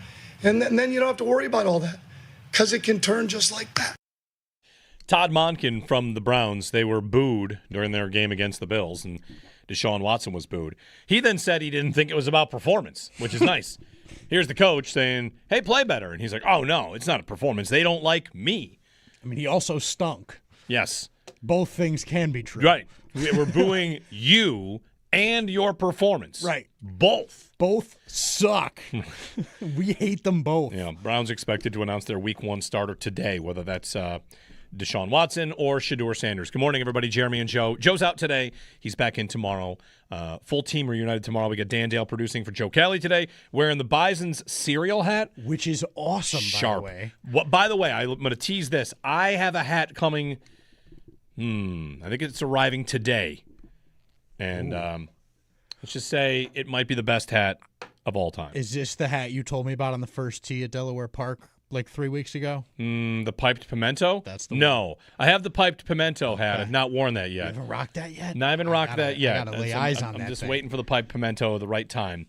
No, this is let's just say Mr. Fall Enjoyer has found the perfect hat. I cannot believe this hat has even been created. But it has, and I shall have it soon. To the NFL's top 100 and Mr. Number 11 in a moment, but Matt in Hamburg is called in first. Matt, good morning. Hey, good morning, guys. Hey, Matt. Hey, the only reason I'm calling is I just want to say you guys do a great job. Sal, you're the best in the business. You should be on national TV or radio. Jeremy, you too. All right. All you guys. I'm being sincere here. I listen to a lot of other like national shows, and you guys just do a bang-up job. Well, thanks, Matt. And every now and again, you need to tell somebody they're doing a good job. Well, I appreciate that. Yeah, the very check's in the mail. Thanks, Matt. Yeah. That's what Howard would say. Right. Howard would say, the check's in the mail. I've used that one once or twice. I've Thanks, used Matt. that one. It's a good one. Yeah. It's living by Josh Allen saying, if you love somebody, tell them. Oh, absolutely. Let them know. Yeah. I appreciate that. I also like to, it's nice to tell people they're, Yeah. kicking butt. So. I tell you all the time that you're awesome at this. Well, who knows? It's opinion. Thanks, Matt, for the phone call. On to this is now people are going to be upset because I'm going to bring up a player that sometimes we don't like talking about. But the NFL top 10 is about to come out. I think did they go 2 at a time and then release the 10? Oh, is that right? Why 'Cause would you do that? I don't know. I know they released the names of the top 10. That's right. Well, we could probably get that just by process of elimination right now because Right. we have 11 through 100. Right. And the NFL's top 10 is coming out soon. So, number 11, a debut. First time in the NFL's top 100. Again, this is not the most scientific list, but sometimes I think there's stuff in here to take. I don't really think you have to take, Lamar is number 69 and Trevor Lawrence is 66 or whatever he was. I don't think you have to get that deep into the minutia of it, but sometimes there are things that are interesting. Like, so we're into the top 10, and Josh Allen will be in the top 10. Shocker. Does anyone want to guess? Let's play a quick little game. When Allen debuted in the top 100 and where he landed? What year did Josh Allen first make the NFL's top 100, and what number was he ranked when he debuted? I'm going to think 2020 should be the first appearance. It should be. Okay. Yeah. But I think it's got to be low. It's got to be like 70s, 80s. He was just coming out. I will bet that 21 would be the first year you see him, and he was in the 50s. Because I think, I'm going to go 21 in the 50s. Like sometimes it takes time to get. Yeah. I think maybe you could have argued for him in 2020, like you're saying, Dan, which I think would have been maybe appropriate, but I don't know that people were convinced yet. I think people were still maybe a little like, well, it was 1 year that he was pretty good. But, before that, it was kind of a nightmare and, whatever. I would bet it took him till 21 and they didn't prop him all the way up there, but they didn't also put him in at like 80 because I think that year was like, okay, this guy's legit. Yeah. So his rookie season, of course, is pretty good, right? Pretty good. Yep. They're flashes. They're flashes. Yes. His second year, they make the playoffs, and that's a huge achievement. 2020, the stats for him in 2020, he does make the NFL top 100 in 2020. Okay. And he debuted at 87. Dang, Dan. Wow. 87 Dang, man. is where Allen debuted. 1 year later, he was 10th.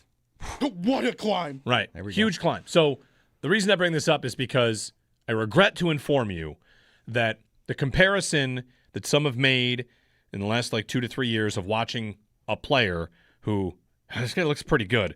Oh, bang, he's awesome. Drake May is this year's number 11. Yeah. Oh. Now, the one difference is in year 2 for May, he did not make the list. In year 3, he's 11th. And Josh Allen's year 3, he was 10th. Right. You know, like Drake May, 11th.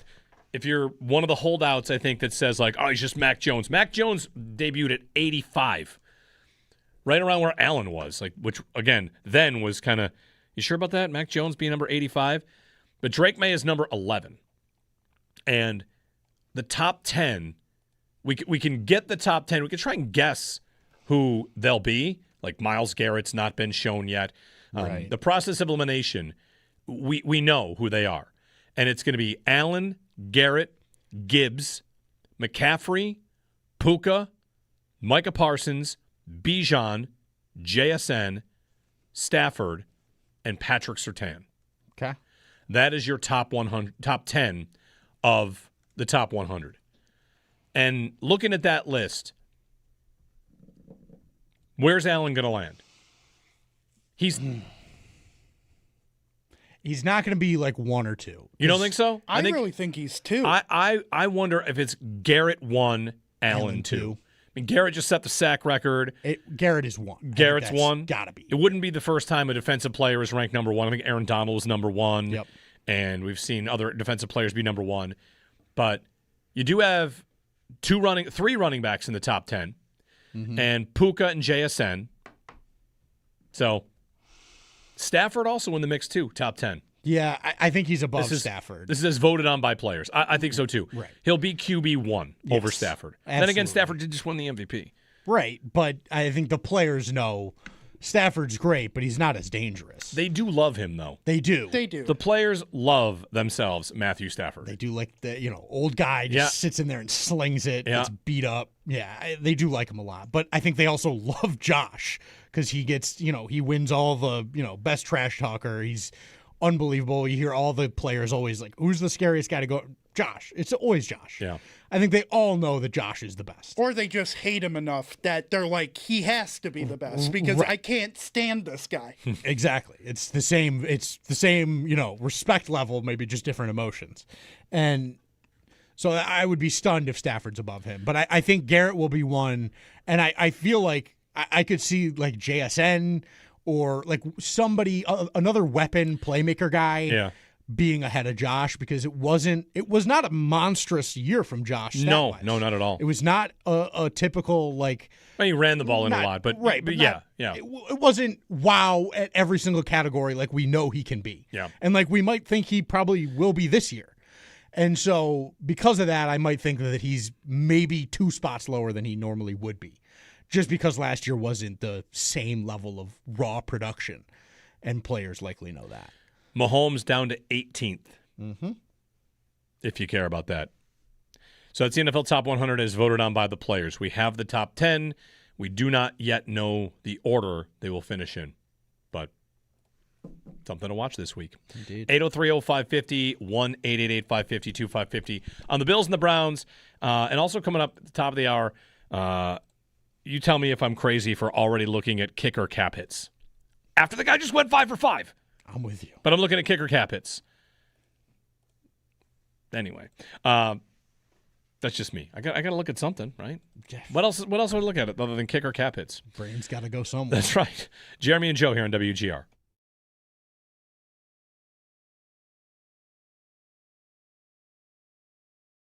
Right. There are plenty of things worth caring about, and for this guy to break this story and to bring it up publicly, like, what are you in it for? You're in it for, in this case, it's one of those cases where people will say to you on Twitter, if you're in the media or do something we do, oh, you're doing this for the clicks. And the answer is there actually aren't even clicks on Twitter. Mm-hmm. There is exposure. There is trying to get, a little bit more attention. And that's, again, what this guy wants to do. I did not know him before this. Others had told me, like, oh, yeah, this guy is known to be the con artist or whatever, the carnival barker, however you want to say it. Like that's what his job is. Counterculture media, claiming to just ask questions, things like that. Like, you're not making intelligent points. You're not asking relevant questions. What you're doing is trying to defend something that really doesn't have much defense. What he does and what he is trying to do, it's very clear if you know about how the system works on Twitter X now. he is engagement farming because he's a verified account that he's one of the few accounts where it will matter if you respond to him or like to his tweets. And that is why go into his comment section and look what he does. Every tweet in there is responded to because he is only trying to get you to respond to him.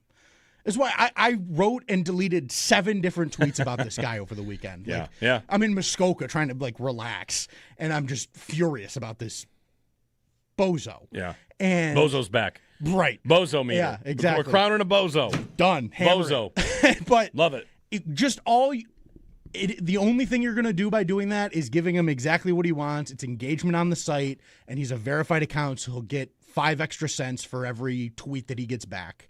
And he does stuff like this to get people to respond to him and to get all of us to tweet at him and get into fights with him. And he will go with you 10 rounds because every tweet you give him is more money in his pocket. Is why he did this. Is why he broke this story. Right. So that he could get his name out there a little bit and make an extra whatever the Twitter, AdSense is for a verified account.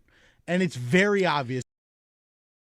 Kyle Allen, for a second consecutive week, I think, Sal, he looked like a backup quarterback kind of should look in a preseason game, which was he's got a control of the offense. Maybe nothing's all that impressive, but, what's it supposed to look like? So 2 weeks in a row, Kyle Allen looking like he's pretty much a lock for that backup job. Yeah, and you're right. I like the way you said that. And it reminds me, by the way, what you said about Joe Brady, the first day of training camp. Remember that when it was pouring? And he said the same thing. It's like, well, you got to play in the rain. You got to get out there and you got to do it. Kyle Allen has been really good through 2 games. Check out these numbers. I mean, he was through 2 games. Now he is 24 of 28. That's close to 86%. 236 yards, a touchdown.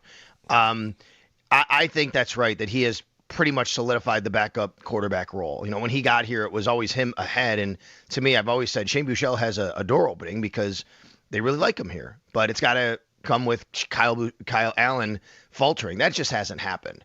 Now, they can go out against the Steelers in the preseason and look awful. I don't think it matters at this point. I think you've settled who your backup quarterback is. And Kyle Allen, after the game, talking about the last time he was here versus now. Trent Sherfield, I asked him the same thing. They both kind of said the same thing.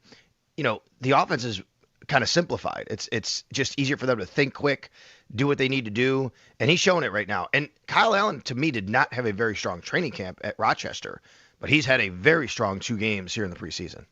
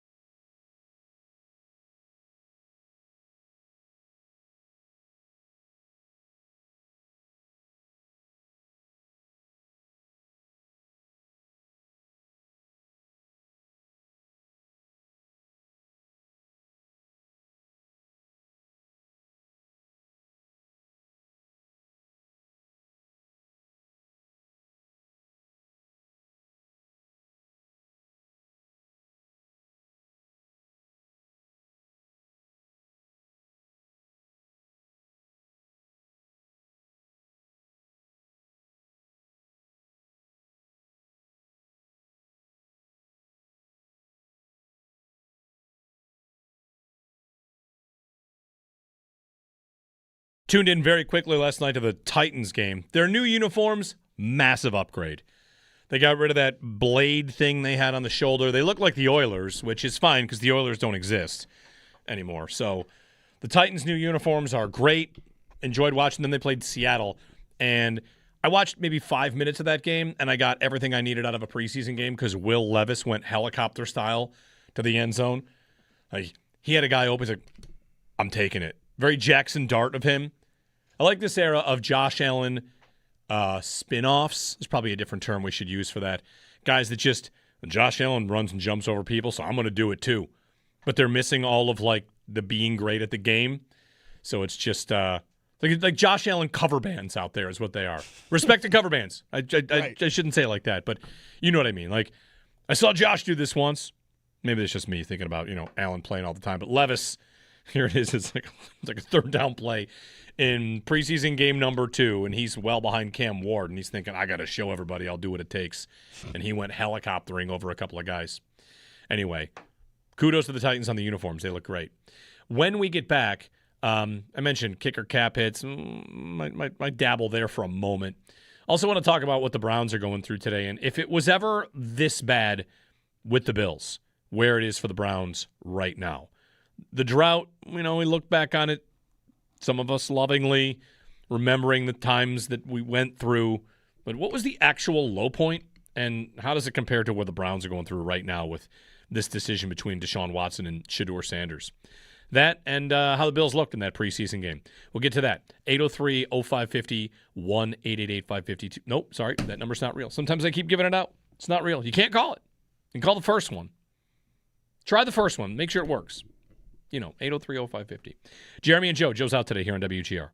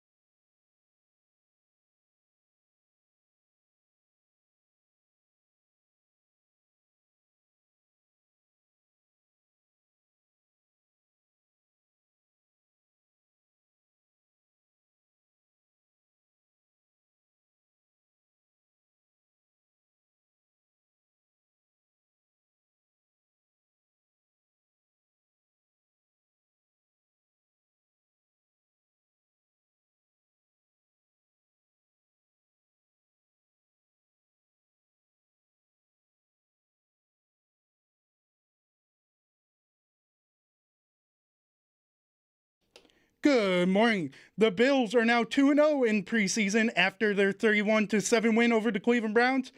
Starters sat the whole game, so Kyle Allen led the QBs going 10 for 12, 128 yards and 1 touchdown. Ian Wheeler had 14 carries for 56 yards, and Jamori Macklin led all wide receivers with 108 yards and 1 touchdown. That's the growth. A lot of people always want to talk about the makes and the misses, but to me it's about, in a lot of these situations, it's about how they handle, when they're missing and how they kind of put the ball on the next one. And, he didn't blink and had a really clean game. It was a lot of fun to watch. Tyler Bass went a perfect 5 for 5 with kicking with a 52-yard field goal and making all 4 PATs. On Saturday as well, before the game, the Bills announced Ed Oliver is mourning the passing of his son back in June. Around the NFL, scores from over the weekend: Falcons destroy the Colts 34-6. Giants win 26-3 versus the Dolphins. The Patriots win 24-21 over the Eagles. This update is brought to you by Paddock Chevrolet. Paddock Chevrolet, with you for the extra mile since 1935. I'm Dan Dale for Western New York's Voice of the Fans, WGR.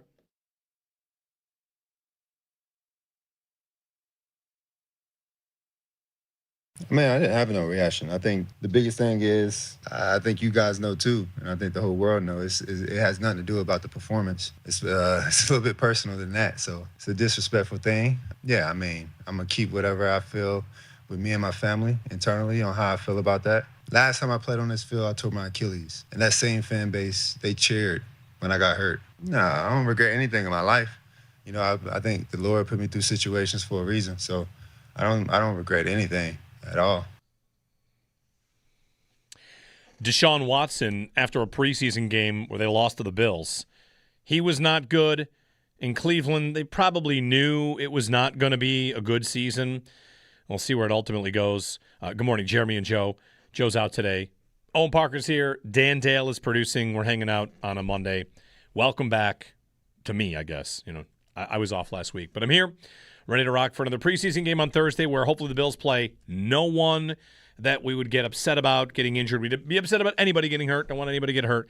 But, man, the rash of injuries the last couple days, weeks, you see teams losing starters. The Chargers lost their starting center for the year. There was an Ashton Genty scare. That was in practice. He appears to be okay.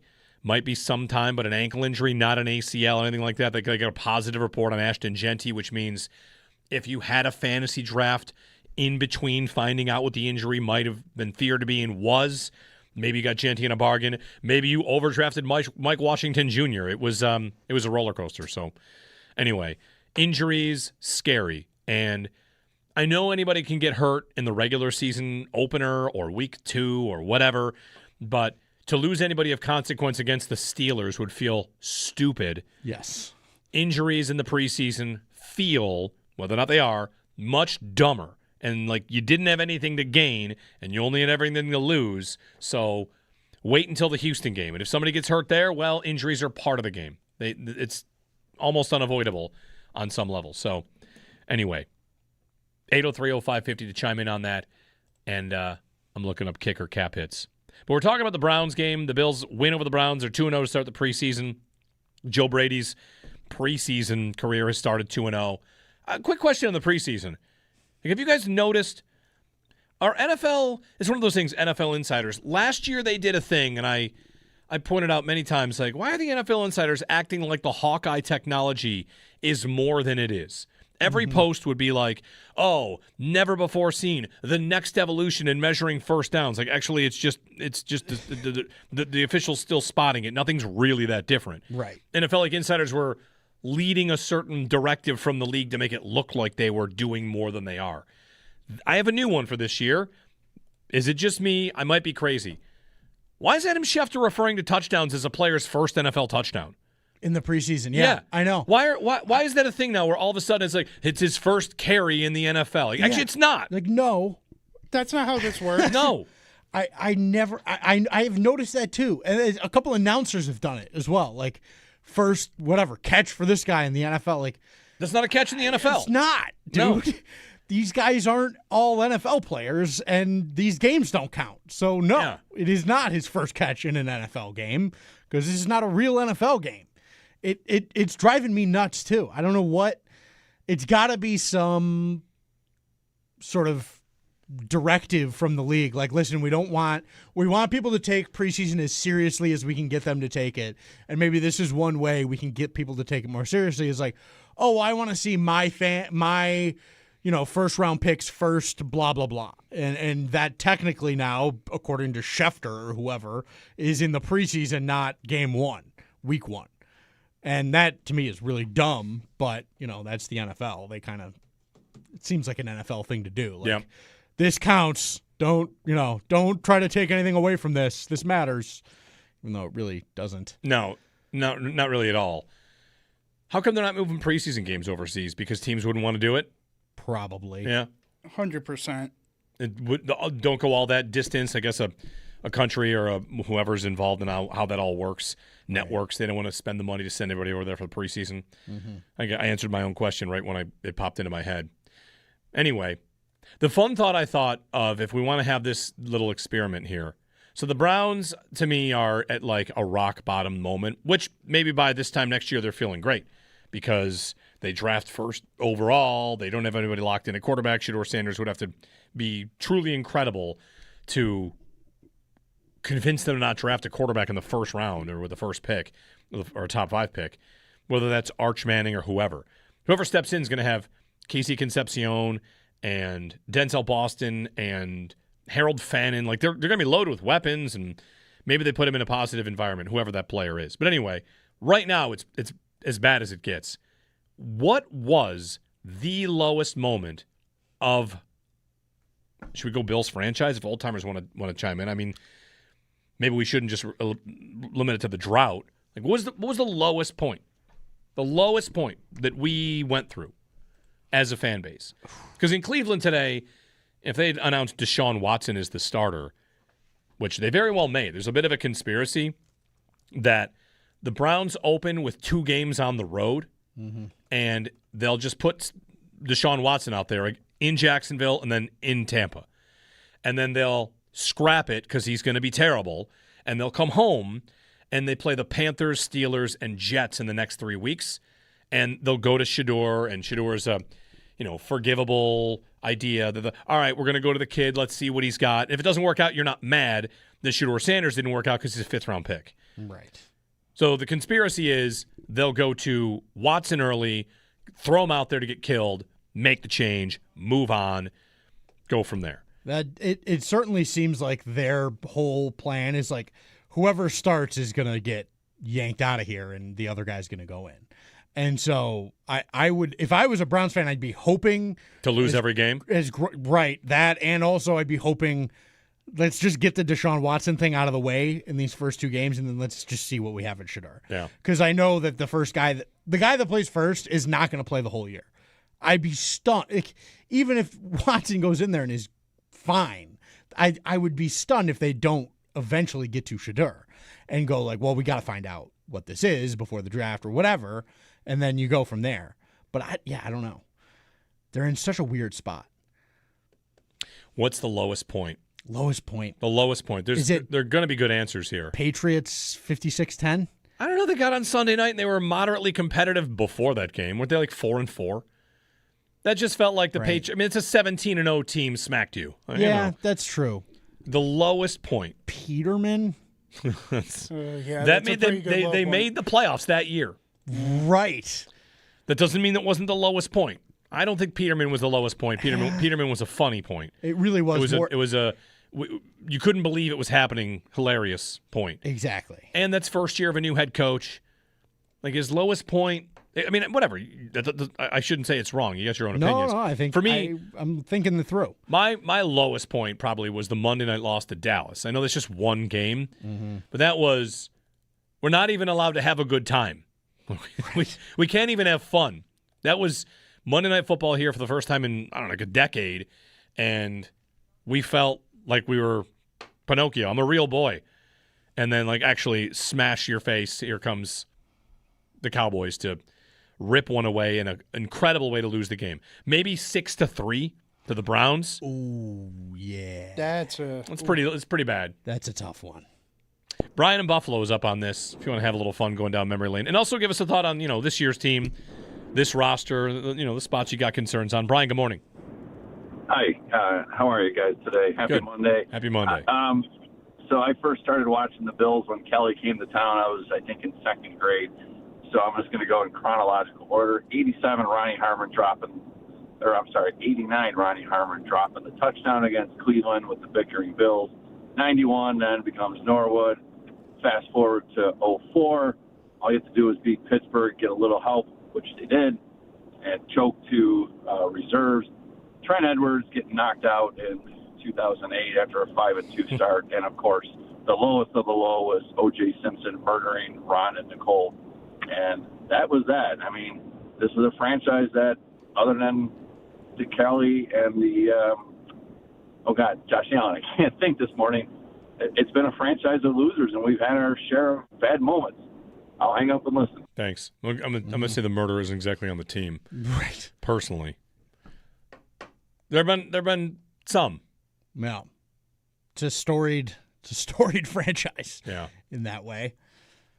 I mean, we walked quarterback purgatory. They didn't. yeah. They didn't really try. Looking back, if I were to tell you that from the day Bledsoe arrived, they trade a pick for Bledsoe. That's an attempt to get a quarterback, and his first season, it's kind of good. Mm-hmm. But from the moment they get Bledsoe all the way to Allen, that they would have tried to get a quarterback twice. Like, that's kind of crazy. It is. Right? It is They really tried to get a crazy. quarterback 2 times in Lossman and E.J. Manuel. Like, the Browns have tried a bunch of times and failed. Other teams have tried a bunch of times and failed. I guess, what's your definition of tried? Trent Edwards was the guy for a minute. Right. And Fitz and Tyrod. But the real, hey, it's time to go this route, it's like they didn't try enough. Yeah, it didn't really happen much. And it felt like that's something we yelled about a lot, or I might have yelled about a lot. Like, why aren't you trying this more often? Right. It's a valid question. I think, were they convinced about, were they thinking that they were a Colts, Minnesota-y team that was like, our roster might be good enough if we just get a guy that can functionally do the job? There were times that I thought that. There were times that I thought the defense has good talent, And that's the trap. Browns. The Browns have been in that trap, and Right. they went out and paid a king's ransom for Deshaun Watson, $230 million guaranteed, that whole trade price, and maybe the Garrett trade undoes all they gave up in the Watson trade. Aside from the money. The money and the time and the, Yeah. that's never coming back. I think you're never recouping the assets from that nightmare. Right. Kyle Orton was like a savior Right. for a season. Right. Anyway, 803-0550 the number, and 1-888-550-2550. I mentioned I'm looking at at kicker salaries. Mm-hmm. Interesting. Yeah. Tyler Bass. On Tyler Bass, I saw that while I was gone, Joe put up numbers about his career field goal percentage, and then some other guy, Matthew Wright, career field goal percentage, and that Bass has never been cut and Wright had been cut 20 times. Right. Basically, like, the loyalty to Bass. And I'm glad he went 5 for 5, and, I would root for him to do well because he's on the Bills. But it is definitely going to be a point. It feels like him making a kick. We're leading him along like, all right, come on, man. You can do it. You can get back to it. His career high in field goal percentage was 87%, which that's not that good. No. It's really not that good. Not really. His extra points he's been fairly good at. Last year 2 years ago struggled a little bit. But for a guy that, missed a kick in a playoff game that I don't think about much at all. Like, that did not turn me on Bass, mainly because I thought it inconsequential. I thought they were going to lose that game if he made the kick. Mm-hmm. But, like, I'm thinking about Bass and how Sal lays it out. I think Sal said that he believes, about an hour ago, he said that he believes the Bills have more faith, or there's more of a leash for Bass than there is with fans. And that's probably true of a lot of players. Like, that's a normal thing for a team to have more belief than a fan base does. And there have been times where the Bills have felt that way and been totally right, whether that's, believing Spencer Brown's back injury was going to get better and he'd be a really great right tackle, which he's pretty much turned into. They bought low on a couple ideas. This is Josh Allen to a point where, he was not a perfect prospect, and they liked him and believed in him and grew him into something great. So there's times where loyalty to a player, it pays off because you get a contract done early and that player blossoms or whatever. With Bass, it's interesting because the resume just doesn't quite match the loyalty outside of a point where getting a kicker is sometimes a little bit like getting a quarterback. Like, you have to make a choice to do it. Lately, guys are getting drafted and 60-yard field goals and Harrison Butker hitting one from 69 and Cam Little hitting from 70. Like, the kicking game is changing. Accuracy is changing from 50 yards, from even 60 yards, where I think there were 12 60-yard kicks hit in the NFL last year. And with Bass, it just feels like, again, I'd be thrilled if he was just awesome this year and gave them what they needed. But if it's shaky at any point, I don't know that a team that has the aspirations the Bills do should just blindly have their faith or loyalty in this kicker. And I went so far as to do the thing that I would do for any other position, Owen. I went to Spot Track and looked at cap hits and tried to find a team that might fall apart that might give me their kicker. Nice. I think I really think that right now is an appropriate thing to do. Well, only if it doesn't go well. Right. It's not we're trying to do this now. We should keep an eye over here because this is a big question mark, and it's a position that, while it's often, not really thought about, can have a huge impact on what happens and how you play the game. And so, I think it has to be something that they and we should be thinking about. Yeah. I think it would be really short-sighted and not doing your due diligence to not be in this place. It is a sport that is, whatever. Sometimes the sport is like this. Sometimes the team is like this about loyalty. Like, how loyal are they to him? And it's not even like he doesn't have the big distance. The accuracy has not really been all that reliable at any point. And he's on a contract, like it very well could be his last season. But, I mean, I'm looking at Chris Boswell, the Steelers. Right. Yeah. I mean, probably not. I mean, he's not much better. I do have a name. Here, but when I say it, it's going to sound nuts. I want it. You want it? I want it.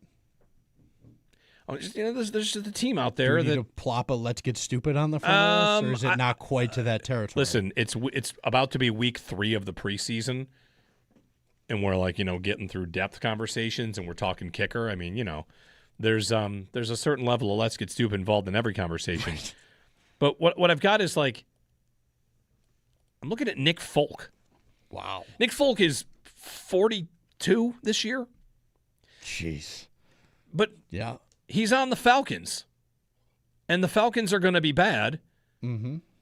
And last year, Nick Folk's field goal percentage was 96.6. I would like that. And the 2 previous years, it's 95.5 and 96.7.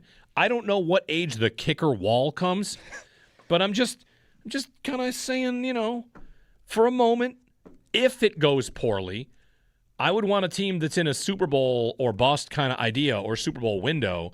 Like, what would a hockey team do if they need face-offs? They'd go trade for a guy. Or they need a power play specialist. They'd go get a guy. Sam Carrick, they did that. Yeah, like Sabres did. I realize kicker is kind of this extra piece, but the importance, some of the teams I'm competing with have guys that boom from 70. And if I don't have that, I need the accuracy. And if he's still hovering around 82, 84% around the deadline, how do you not explore something? Right. I mean, it wouldn't even, I guess, again, like Nick Folk here, it's nuts. Don't put this on TikTok and Instagram. They'll kill me for it. I will not. This is proof. This is the moment that you definitely put on. They'll kill me for it. Like, This guy's talking about trading for a 42-year-old Nick Folk. I'm just saying the position needs to be. It should be addressed. It needs to be something that is on the table for. You just can't go. Hope's not a strategy. Well, we hope in that moment that it's okay for if he has another 84% season, which again, like last year was 83, the year before was 83. His career high is 87.5 on field goal percentage. I'm not here to tell you it could never work the way that it's going. Hopefully it continues to go well. But last year, Prater came in and did the job, And they'd had a couple of guys have tryouts. When he hit the big one against Miami, it felt like that was the weight of the world coming off his shoulders. I'm not here to pile on. It's just if it was any other position, we'd be talking about it because, the guys on the street generally are on the street for a reason. So if it gets down to it, I might need to make a move. And, what do I need? Do I need a catchy slogan for this thing? Like the wide receiver train? No, I don't know if that really worked. The wide receiver train? Better late than never. I would say it. I would the say wide receiver train? It's at least caught on. How do you like, what do you do for Nick Folk? How about the Nick Volkswagen? Oh, the Volkswagen. The Nick Volkswagen. Oh, yeah. Give me that beep again. With a little tiny beep. Yes. We're not fully launching the Nick Volkswagen. It's just like it's just like if Atlanta's bad and my kicker's struggling, I make a call and say give you a 5th-round pick for that guy you got over there hitting at 96%. How old was Justin Tucker when his leg basically fell off for Baltimore? Not that didn't also have there were other things happening. Sure, with him, right. But he also couldn't kick anymore. He was 35. Okay. So you got 3 years. Actually, it never really happened for Justin Tucker. I thought I remember. Oh no, you're right. No, he got down to 73%. Yeah. But but again, the 2 years before that, he's 86 and 86.5, which is still above Bass. That's great. I would take that right now. Do you think are we expecting Bass to match his career best after not kicking for 2 years? I don't know. I'm not, and his career best wasn't that good. So what am I? I don't know. What am I doing with that? It has stressed me out since I don't know, when they got back to camp and he wasn't kicking. On the flip side, I do want to get snarky because when I saw Harrison Butker hit that 69-yarder, I thought, cool to get excited over field goals, Chiefs fans. That's not where I want to be. Right. I don't want to be thinking about field goals. But the reality is, when you're resulting like the Bills are, you're in a spot where all that really matters is, did you win? The reality is that Bass can have the kind of year where he goes 84%, but then if he goes 5 for 5 in a playoff game, you did the job. So much of what the Bills have, they need to have good process, but they're in a spot where all that actually matters are the results. He could go 98%, and if he misses that kick in the playoffs, then you're going to say you should have had a different guy. Yeah, so exactly. I understand it can be tough for them. Jeff in Rochester. Jeffrey, good morning. Good morning, Jeremy and Owen. I think Jordan Hancock this preseason has been playing really, really well. From a 3-by-1 standpoint on the game on Saturday, and I think he's going to win that nickel job. Either D Alpha goes outside, he will get that nickel spot in Jim Leonard's defense. And I also think that the pocket on Saturday concerned me a little bit because we wasn't getting pressure on Sedor or even Deshaun Watson in the game. So that's all I got. Thanks, Jeffrey. Yeah, not a lot of pressure, and that might just be because the scheme is what is going to have to generate it. They don't have guys that often are just going to win one-on-one, so the scheme generates the pressure. And the one thing that, of course, you're not going to see in the preseason is a real scheme. Right. So I think we have to just hope that it looks better. On that point about you're not going to see real scheme, though, did you see any of the Vikings stuff over the weekend? Flores? He dropped a nose tackle into coverage and had a PBU. Yeah, I also saw one team that sent an engage 8 kind of blitz. Mm-hmm. But even that is not game plan so much as what are they doing in the preseason? Make sure you know the calls. Make sure you know your job. Make sure you know what to do. That might be does my nose tackle know that on this play call he has to drop back into coverage because that guy's never done that before? Again, it could also be let's show another team that we're able to do that. Right. Make them think a little bit. That's, always a possibility. But I found it interesting that Flores was at least willing to game plan to a bit. Show that much. Yeah. 803-0550 and 1-888-550-2550. Not the real number. I got to stop doing it. Joe's usually here to call me out on the 888 number. It's not real. It's in my head too because I've been I've been hanging out in this place since I was 2. So it's in my head and I can't get rid of it either. I'm going to show you this hat that I bought in the break. I'm very excited. It's going to debut maybe this week. Maybe I wait till September 1 for it. Ooh. You're thinking, what's a fall hat? What could a fall hat be? You just wear a pumpkin in here, jack-o'-lantern hat, a pumpkin hat. All right. Could work. We'll get a break in. If you're on hold, stick with us. If you want to chime in on something we mentioned here. You mentioned D. Alford and Jordan Hancock real quickly. The last caller did. I mean, Alford's they signed him to be their starting slot corner, and they have some depth there. So maybe Jordan Hancock sees the field sometimes, but I don't think he's going to beat out D. Alford, who has also been getting plenty of love from the Bills. Lots of good people seem to reviews. think he's done a good job. Yep. Anyway, we'll get a break in. To your phone calls next here on WGR.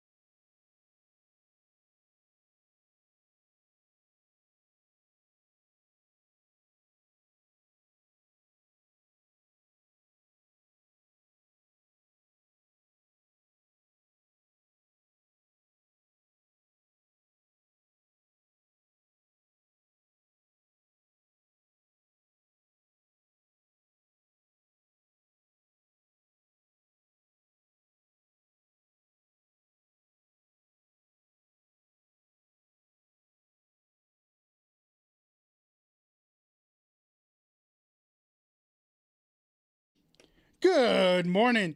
The Bills are now 2-0 in the preseason after their 31-7 win over the Cleveland Browns. Starters sat the whole game, so Kyle Allen led the QBs going 10 for 12, 128 yards, 1 touchdown. And Jamori Macklin led all receivers with 108 yards and 1 touchdown. On Saturday as well, before the game, the Bills announced Ed Oliver is mourning the passing of his son back in June. Around the NFL, scores from over the weekend. Buccaneers beat the Chiefs 16-15. Rams shut out the Saints 34-0. And the Bengals beat the Bears 27-9. Sports headlines are brought to you by Pack Chevrolet. Pack Chevrolet, with you for the extra mile since 1935. I'm Dan Dale for Western New York's Voice of the Fans, WGR.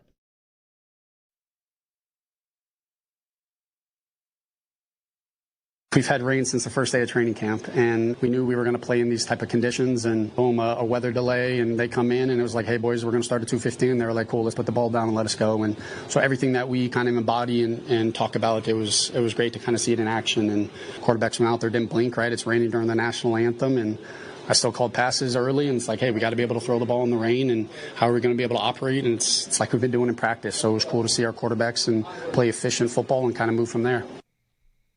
Bills head coach Joe Brady, preseason moves right along to Thursday with the final preseason game against the Pittsburgh Steelers. That'll be at Highmark Stadium, 7 o'clock.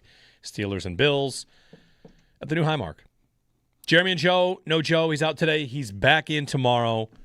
Owen Parker's here. Dan Dale's producing. We're hanging out on a Monday. It's supposed to be spotty showers today. Hopefully nothing too crazy. Light rain in the forecast for, I don't know, most of the day. Nuisance rain, maybe? Yeah. Something just like that. An annoying sort of sprinkle, maybe. Yeah. You just got back from Muskoka. Yes. Which I would, quick theory here. Muskoka is the most fun place to say.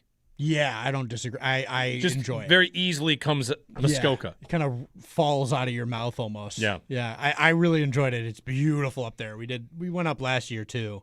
Did you see any hockey writers?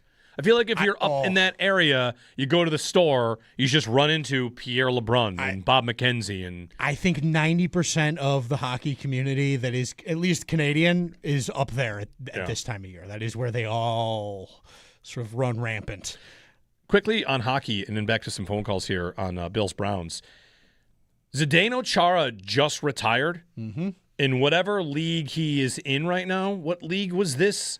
Because he is guess the Czech league. Okay, he's 49. Yeah, he did a final shift. He was joined by retired NHL stars and former teammates in Slovakia. Okay, and a lot of people came for a goodbye game for him. And as part of his retirement, he took his skates off and walked off the ice, which is so cool. It's a great way to retire. However, like someone said, Jeff Merrick, I saw say, this is how NHL players should retire. Like your last game, you take your skates off, leave them on the ice, and walk in. And I think that is very much, that'd be a cool tradition to start. He's 49. Yes. How many guys will actually do this in the NHL? Guys want to continue playing. Like, what's Jeff Skinner? Jeff Skinner just went to the Swiss League? Yeah. I mean, is he retired? Does he want to retire? It's a good question.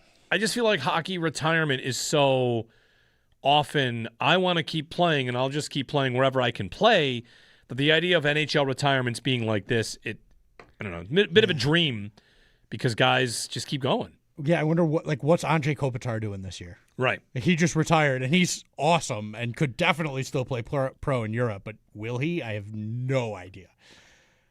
And most guys could just take their skates off and walk into the front office of the team they're playing for. Oh, Kopitar could go fire the GM tomorrow, and it's just like, okay, cool.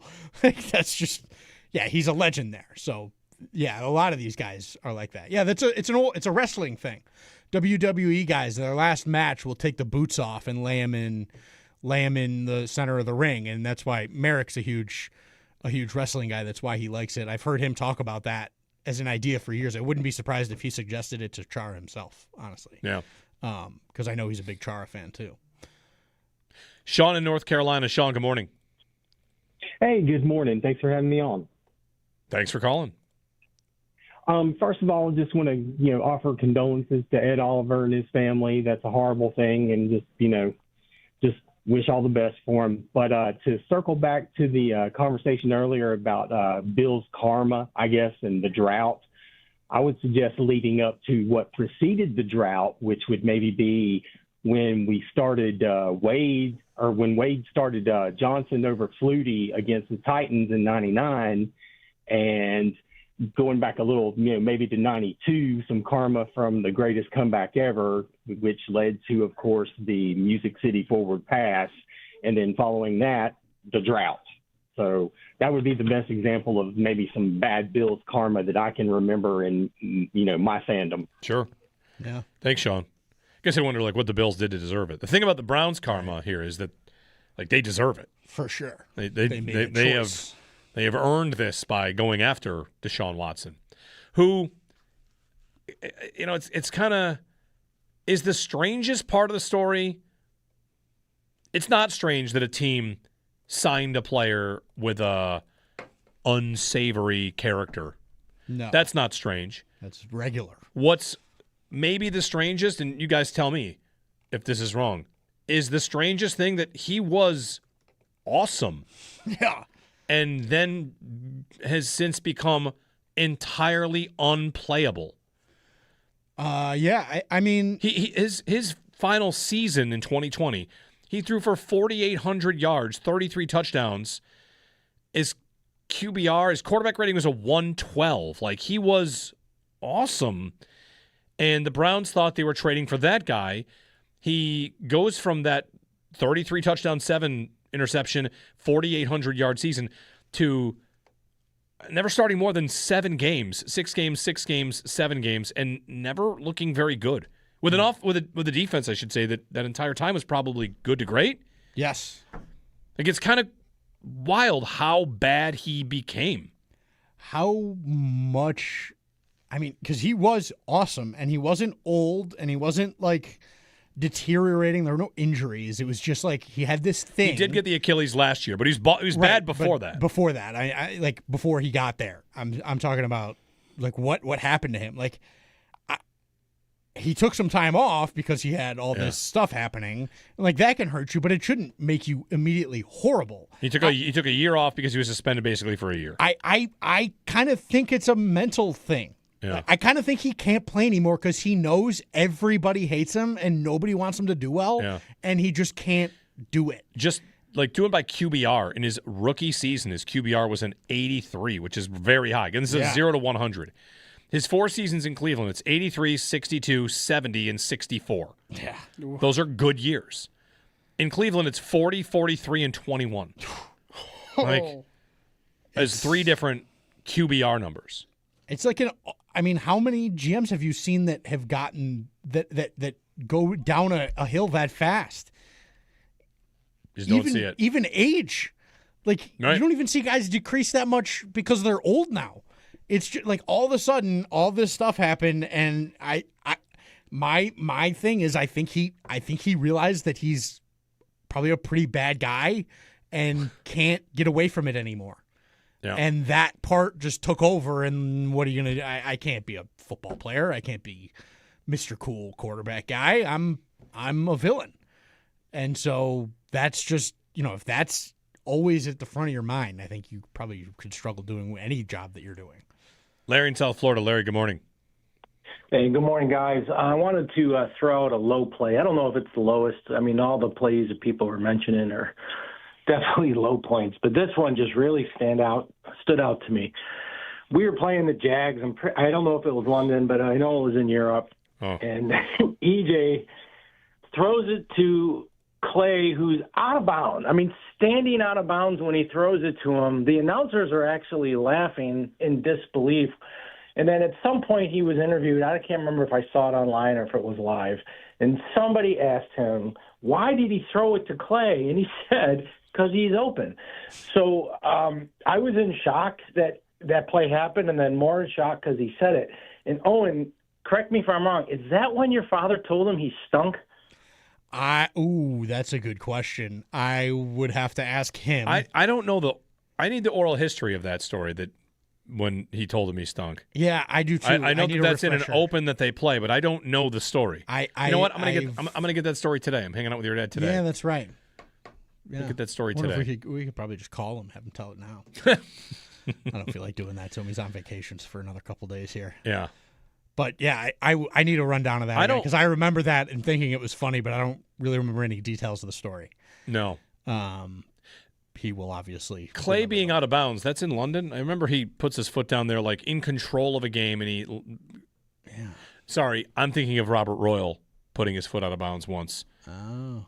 Different Bills tight end. Remember that? You don't remember Robert Royal? I remember the Clay one. I feel like it's a game that they were leading, and he almost got that, and he didn't, and they blew the lead and lost. But whatever. Anyway, on to 2026.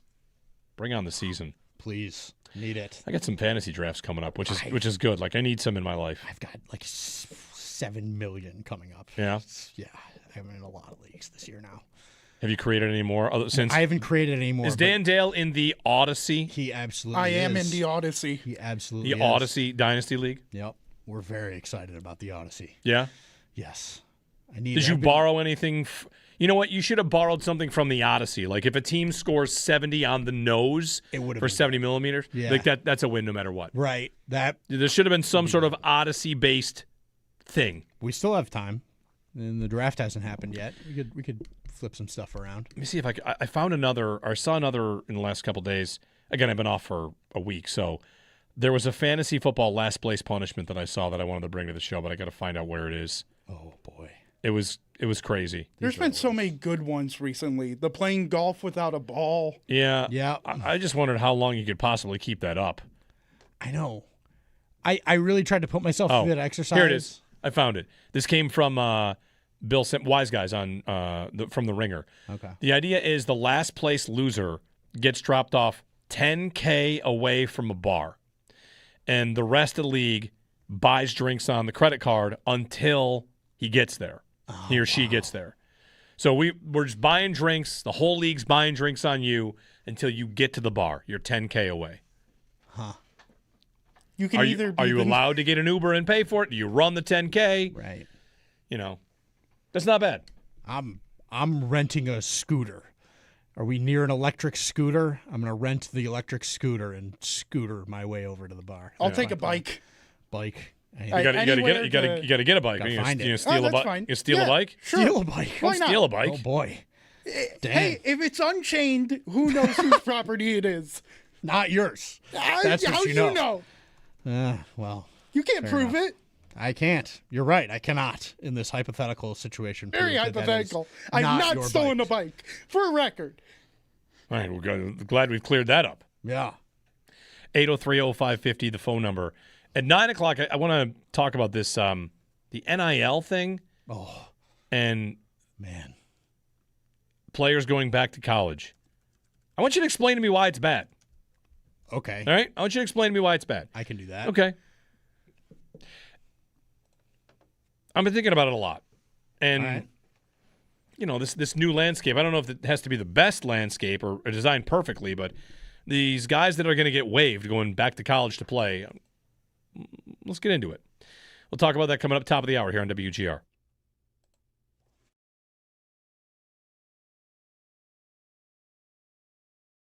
Kyle Allen, for a second consecutive week, looked, I think, Sal, he looked like a backup quarterback kind of should look in a preseason game, which was he's got a control of the offense. You know, maybe nothing's all that impressive, but, you know, what's it supposed to look like? So 2 weeks in a row, Kyle Allen looking like he's pretty much a lock for that backup job. Yeah, and you're right. I like the way you said that. And it reminds me, by the way, what you said about Joe Brady the first day of training camp. Remember that when it was pouring? And he said the same thing. It's like, well, you got to play in the rain. Like, you know, you got to get out there and you got to do it. Kyle Allen has been really good through 2 games. Check out these numbers. I mean, he was through 2 games. Now he is 24 of 28. That's close to 86%. 236 yards, a touchdown. I think that's right, that he has pretty much solidified the backup quarterback role. You know, when he got here, it was always him ahead. And to me, I've always said Shane Buechele has a door opening because they really like him here. But it's got to come with Kyle Allen faltering. That just hasn't happened. Now, they can go out against the Steelers in the preseason and look awful. I don't think it matters at this point. I think, you know, you've settled who your backup quarterback is. And, you know, Kyle Allen after the game talking about the last time he was here versus now. Trent Sherfield, I asked him the same thing. They both kind of said the same thing. You know, the offense is kind of simplified. It's just easier for them to think quick, do what they need to do, and he's showing it right now. And Kyle Allen, to me, did not have a very strong training camp at Rochester, but he's had a very strong 2 games here in the preseason.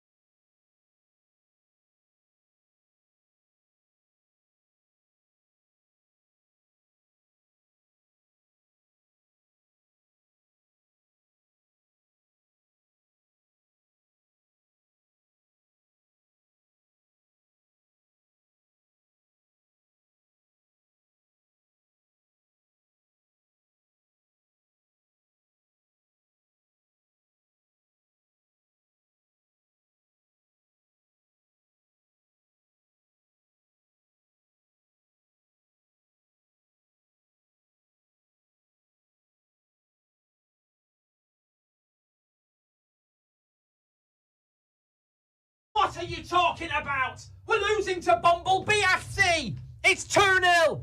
It's 2 bloody nil. And it's from another cross. And I'm cross. I'm very cross. How are we conceding 2 bloody goals from crosses? I tell you what, our defence may as well jump in a jar of honey because the bees are all over us here. Yes, that's what I thought about Manchester United as well. Man. Quick, this is your Premier League minute, if you will, if you want.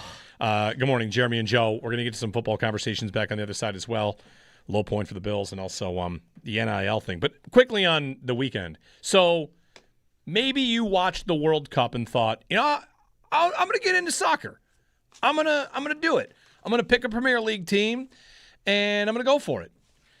And that's great. I think you should do that. I did that a long time ago. I did that after the 2010 World Cup. I chose my team, and I've been following them ever since and love Premier League soccer. So maybe you did that. Maybe last year we went through this with Owen. He's like, I need a team. I'm picking a team. I got my sheet still. Yeah. I drew the logo and everything. You were deciding between 4 or 5 finalists, and you came down to your final was Manchester United. You and your dad are Manchester United fans. Yes. I found out today that Dan Dale is also a Manchester United fan. 100%. Well, let me tell you, folks, if you jumped in after the World Cup and decided, I go Manchester United, which would be, I think, a good pick. They're a proud team that has been a long time since they won anything of significance. So that's the perfect spot to jump in. They thanked you for doing that by losing 2-0 to the team that just came up from the lower flight, the Hull City, who what their fans do when they beat you is they make rawr faces and say, mauled by tigers, you got mauled by tigers. It's like the Panthers announcer after a goal. A little bit. And in fact, in the greatest moment that I've ever seen in a sporting event, possibly, the trains to Manchester were canceled, and the fans at Hull chanted, "You're going home in a taxi." It's a really tough start. What a day. It's a really tough start. What a start to the year. It's like the Cowboys opening up and losing 40-0 to the Giants. Like, I guess it's going to be a tough year. Yeah. They don't even deserve the taxi. They deserve the walk. Yeah. Well, going home in a taxi. The other thing, maybe you decided, you know what I'm going to do? Which I don't know which is worse. You're like, all right, I'm going to root for the Viking guy. I'm going to root for Manchester City. That's my club. I'm going to root for the Viking guy. And then you turn on the game and he cut his hair. Oh, really? I didn't even see this. He cut his hair. Oh, wow. I didn't even know this. This is blowing my mind. Yep. Just buzz cut. Did you see he FaceTimed Pep and Pep went, "What did you do? Yeah. I wish I had your hair." He cut his hair. That's awesome. The Viking cut his hair. It's fine. I respect it. You can do what you want. Yeah. He can grow back, I'm sure, if he wants to. Oh, yeah. Anyway, great start to the season just because games are on early. I mean, I wake up and I look for a Premier League game. Let's go. Great to watch a game despite my team. If it's 7:45 and there's not a game on, I'm doing the same thing that a lot of you are doing, like on a Thursday looking for football, which I'm also doing it for football. But how come there's not a game on yet? I need a game on at 7:30 every Saturday and Sunday because I want to put that TV on, put just soccer noises in the background. Mm-hmm. I'm very cross. Another cross. I know. That's the most English way to say you're angry. Very cross. Cross, for sure. That's the tell. If you're cross, there was he hit on a lot of notes in that. Lots of bloody. We're losing to Bumblebee FC is a pretty good one there. They lose to Hull City. Yeah, the jerseys did. There were some Bumblebee vibes. They had a guy. Hull City had a guy named Ollie McBurney, which I think is the most Simpsons soccer name possible. That's awesome. Ollie McBurney. Congrats to Hull City. All right, on the other side, the first time in history it's happening that a player is going to get waived and then go to college. Mm-hmm. There's a Browns tight end who's getting waived, and he's going to LSU to go play for another year because he has eligibility and can play at LSU. So I'm going to get into that. You tell me why it's bad. I'll tell you. I'm open to it. I'm open to why it's bad, but I'm also open to why it doesn't actually have to be a problem. We'll get to that next.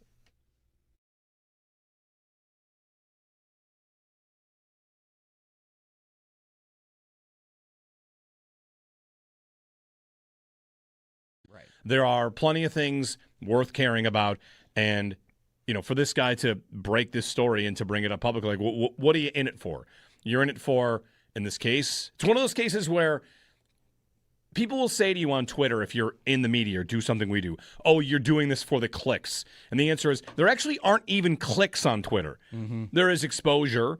There is trying to get, a little bit more attention. And that's, again, what this guy wants to do. I did not know him before this.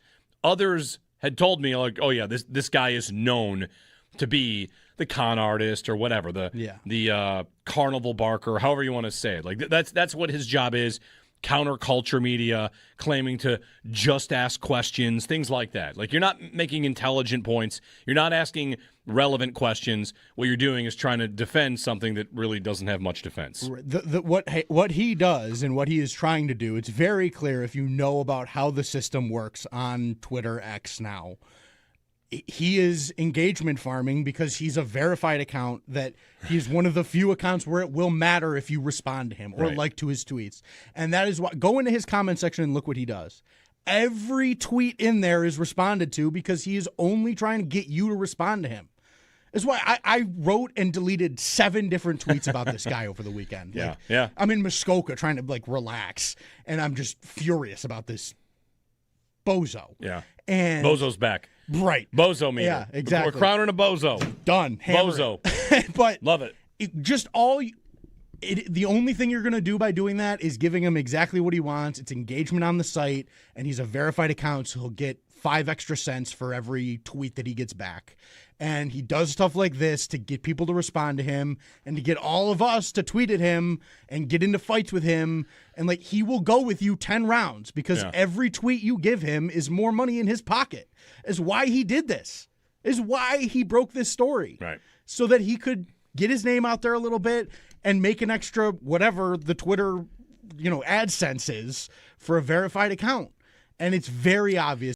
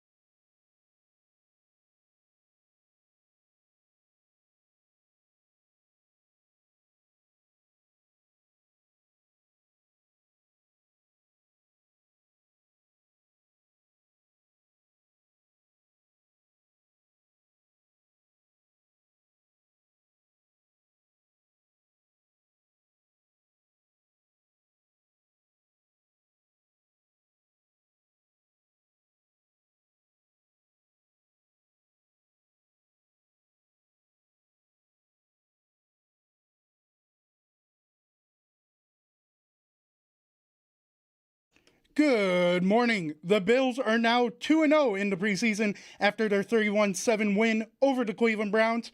Most of the starters sat, so Kyle Allen led the QBs, going 10 for 12, 128 yards and 1 touchdown. And Jamori Macklin led all wide receivers with 108 yards and 1 touchdown. The only wide receiver so far this preseason to have a 100-yard game. That's the growth. A lot of people always want to talk about the makes and the misses, but to me it's about, in a lot of these situations, it's about how they handle, when they're missing and how they kind of put the ball on the next one. And, he didn't blink and had a really clean game. It was a lot of fun to watch.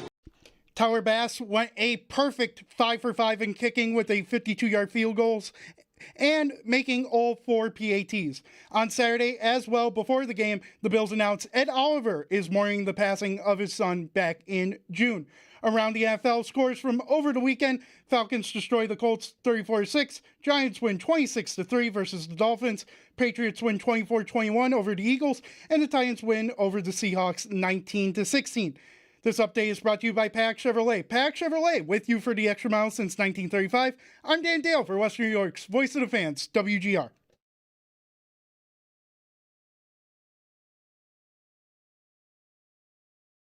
I messed up before I got on the field. I didn't go out for the coin toss. No, I know I was the captain, but I just thought I was like the captain of the team for the week, I didn't know I was captain of the coin toss. It was a laughing moment with Coach Munkin and everybody. It was funny. I thought we were just being situational aware. I thought you were just informing me on what we're going to do, when it happens. So I'm happy I got that out the way. Shedeur Sanders, Bills beat the Browns 2-0 in the preseason. They'll play the Pittsburgh Steelers at home. And then it's off to Houston in less than 3 weeks. So a big gap in between the final preseason game and the first regular season game. It's like the toughest time of the year to get through. But, we're so close to the season, anticipating it happening. The Bills will play the Steelers on Thursday the 7th. Then we are a full total of 13 days from the NFL season beginning, because it starts on a Wednesday this year with the Seahawks and Patriots from Seattle. That's the 9th, September 9th. It's a late start to the season because of a late Labor Day. 803-0550. All right. A topic we've never discussed because it's never been a topic before. Adam Schefter tweeting yesterday, the Browns are waiving tight end Daquan Wright, and if he clears waivers, he has an agreement in place to play for LSU. Per his agents, Drew Rosenhaus and Kyle Lincoln, Wright is believed to be the first player who could play for an NFL team and then go back to play in college. And Schefter later reported that there are a handful of players that are in the transfer portal that, if they don't make it their NFL teams, would go back to the transfer portal, which that's never been done before. Mm-hmm. You could fully commit to your college team again after playing in the NFL. And I think there are a couple different conversations to be had here. If you want to have a conversation about what has happened to college football and how that needs to be, what's the word I want? Not litigated, orchestrated, organized, administrated, however you want it. Like what college football should be. Should there be contracts? There's been inequity in college football for a long time. There's been scenarios where players are, given school credit. You get a scholarship while the team makes $90 million of selling off your stuff and selling tickets. And now you can make money in college, and we know guys do. So, all right, gentlemen, and to you out there, 803-0550. My initial response to seeing the story was, I have no problem with it. So tell me why it's bad. Okay. I think that if the NCAA and college sports as a whole wants to remain what it claims to be and has been, which is amateur sports for students. Which it's not. It's already not anymore. Right. And so I think this is a symptom of a thing that we have all sort of agreed to is happening and that isn't being stopped. But it's another sort of nail in this big coffin of college sports becoming not college sports anymore. Right. Well, they are going to what college sports are becoming is pro sports that you play while you're going to school. And that's fine, but it needs to be defined that way, and it needs to be that way for everyone that is involved. And I think what happens here is like what's happening now is you've got judges ruling on these cases. Right, that part of it's pretty wild. Different judges in different states for different schools that may have a connection to a school or a connection to a pro team or a connection to a player, and that are making these decisions from different ethoses. Sure, it's definitely the Wild West right now. So my issue is not necessarily with the concept of a player being allowed to return from the NFL to college. It's how are we deciding who is on that list? Who gets to go back? How many of those guys? Anybody that's, again, eligibility would be it, I guess. Right. Like, and is it however many years you play, which guys, through COVID and injuries and all that. Yes. And what all of this is doing is it's now making it's an uneven playing field, and you don't know what your answer is going to be depending on where you are, who you're playing for. Sure. And that's where I have a problem and where this is bad, is that this guy's allowed to come back, and there might be a guy in Florida or a guy in California that has the same exact circumstances that a judge will say, you don't get to go back. And that, what are we doing? What? Like, why? Why does this guy get to do it and this guy doesn't? Well, you used to not be able to play in college sports because you got paid. Once you got paid, you were no longer eligible. Now you're eligible if you're being paid. So here's, again, I'll probably oversimplify it when I say this, but for how many years have I been hearing, the NFL could really use a minor league system? Mm-hmm. And I would say like, oh, like this? Like, no, not like that. Is college football not minor league NFL? And why is he going back to college? The main reason he would go back to college is because he'll make more money in college than he would on a practice squad. Right. He'll make more money. He'll make a lot more money to be the starting tight end at LSU than he would be on a team's practice squad. And it's funny, like a lot of this is, I don't know, I'm not saying that there's no merit to what you're saying. I understand there are concerns and things are messy because it's early and it seems, like you said, unregulated, dysregulated, randomly regulated. To me, easily manipulated. Sure. But who's manipulating it? Because the alternative is, for this guy, he goes to college, he leaves college to try to become a professional football player. It doesn't work out. What can anybody else on earth do if they pursue a career and it doesn't work out the very first time they do it? They can go back to school. Mm-hmm. They can get a different job. Right. We have, for a long time, had an ecosystem where the player washes out in a year, your career's over. Sorry, there's nowhere for you to go. Mm-hmm. And now, is it so bad for a player to be able to go back and make money doing this? Hey, I'm good at football. There is literally one league that I can go make real money in, or I can go to this other place, the minor league, college football, and get paid. Right. So I don't think the player is doing anything wrong, but I'm not sure you're saying that. No, I think the player is fine. Of course the player is fine. The player is doing what the player is allowed to do based on the system. The problem is the system. I have no issue with the guy going back. Good for you. You could do it. What the problem is that there is going to be another kid who gets cut from an NFL team that wants to go back to college and make a bunch of that money that will be told you're not allowed to do it. Well, did he sign a contract to get money? Because that's the thing. College is not like the NFL with a 53-man roster. You have 100 kids on a college football team. Right. And the idea that it's actually, aren't these kids more protected now? If you went to LSU as a tight end and then this guy's going to come back, you're both getting paid. Yeah. Maybe you want to enter the transfer portal because of this, something that previously was not allowed. Right. Now you can move more freely. Like, it is, to me, it looks like it's all morphing into a minor league football league, which, listen, it doesn't have the pageantry, it doesn't have the same tradition, and it doesn't have these, I don't know, I want to say like these, we've talked about college football with rose-colored glasses forever, despite it not being like that. It's like we've always wanted to be something pure and sacred, and it's always moved towards not being that. The coach makes $15 million while the players make $0 is what? This romantic vision that people have? I think that what's happening now is better than what was happening before, and I know that might be controversial because it's not grossly taking advantage of the athletes. Right. This Wild West is a better thing than just what For you the just athletes. described. I think just ethically, it's better. Is it better for the fans, though? No, right? Because you don't know what's happening, and you don't know who's on your team, and you root for laundry more than ever. Right. Right. And so you're in this spot where we don't have money, then we're not a team, and that sucks. But that's the way sports is going, and that's just you're going to have to get with that.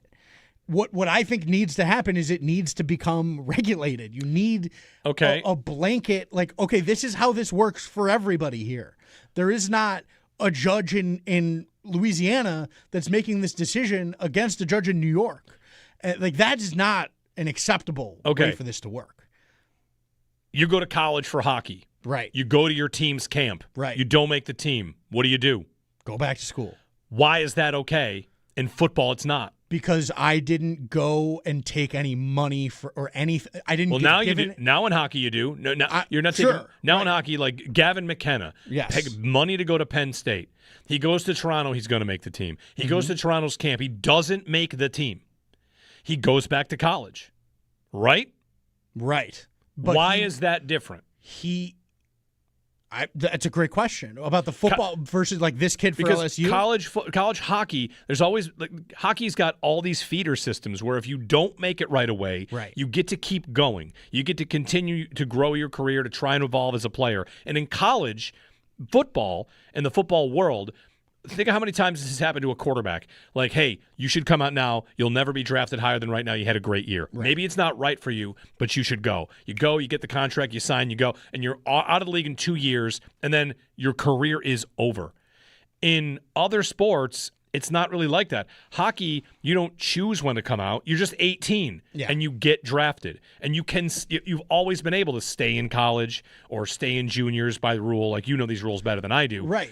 To me, there's always been a strange ecosystem where some of our sports you can, in the NBA, it used to be you could declare for the draft but not sign with an agent. Mm-hmm. So that's how much different is that than this guy who went to Browns camp and isn't going to make it and goes back to LSU. The difference is the rules, the regulations. The Gavin McKenna would go back to school because there's been 25 years of guys not making college teams, and the NHL has a system in place for, here's what you do when you don't make the team and you want to go back to school. So we know we can't give you a jersey. I couldn't get, when I got drafted by Sault Ste. Marie in the OHL, I could not take the jersey they wanted to give me because I didn't want to lose eligibility. Right, it'd be a gift. It would be a gift. And even though it's $180, if Michigan State found out, they would cross me off the list. Yeah. And that was the way it worked. And that would still go to these camps. And that was, of course, wrong. Of course. Right. Of course it was stupid and didn't make any sense. And I couldn't even go to the main camp.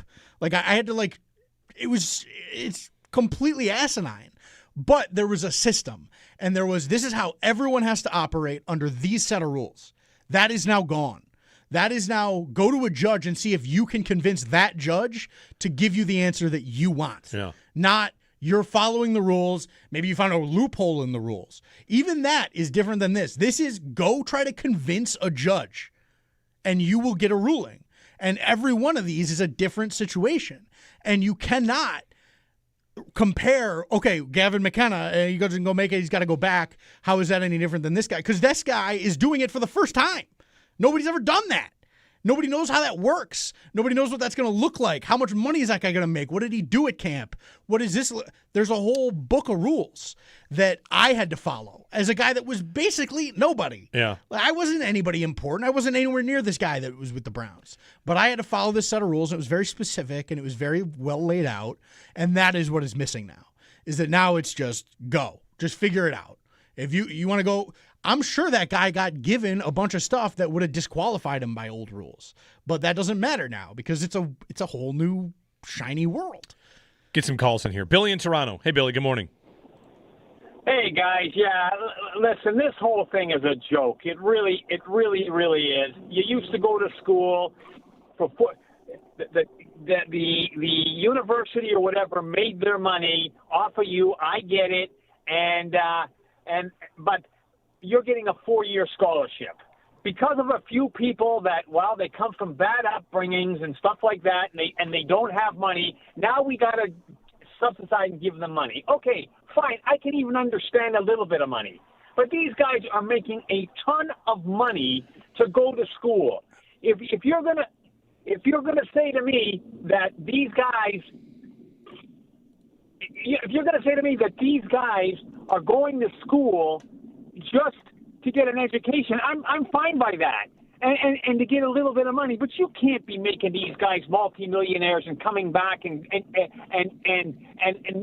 give the money to the kids who need it there. If you're going to say make these guys heroes by saying, listen, you bring a lot of money into this school for us, you really do. So we're gonna cut everybody's student loans, not give the star player $500 million or whatever the heck they're getting. So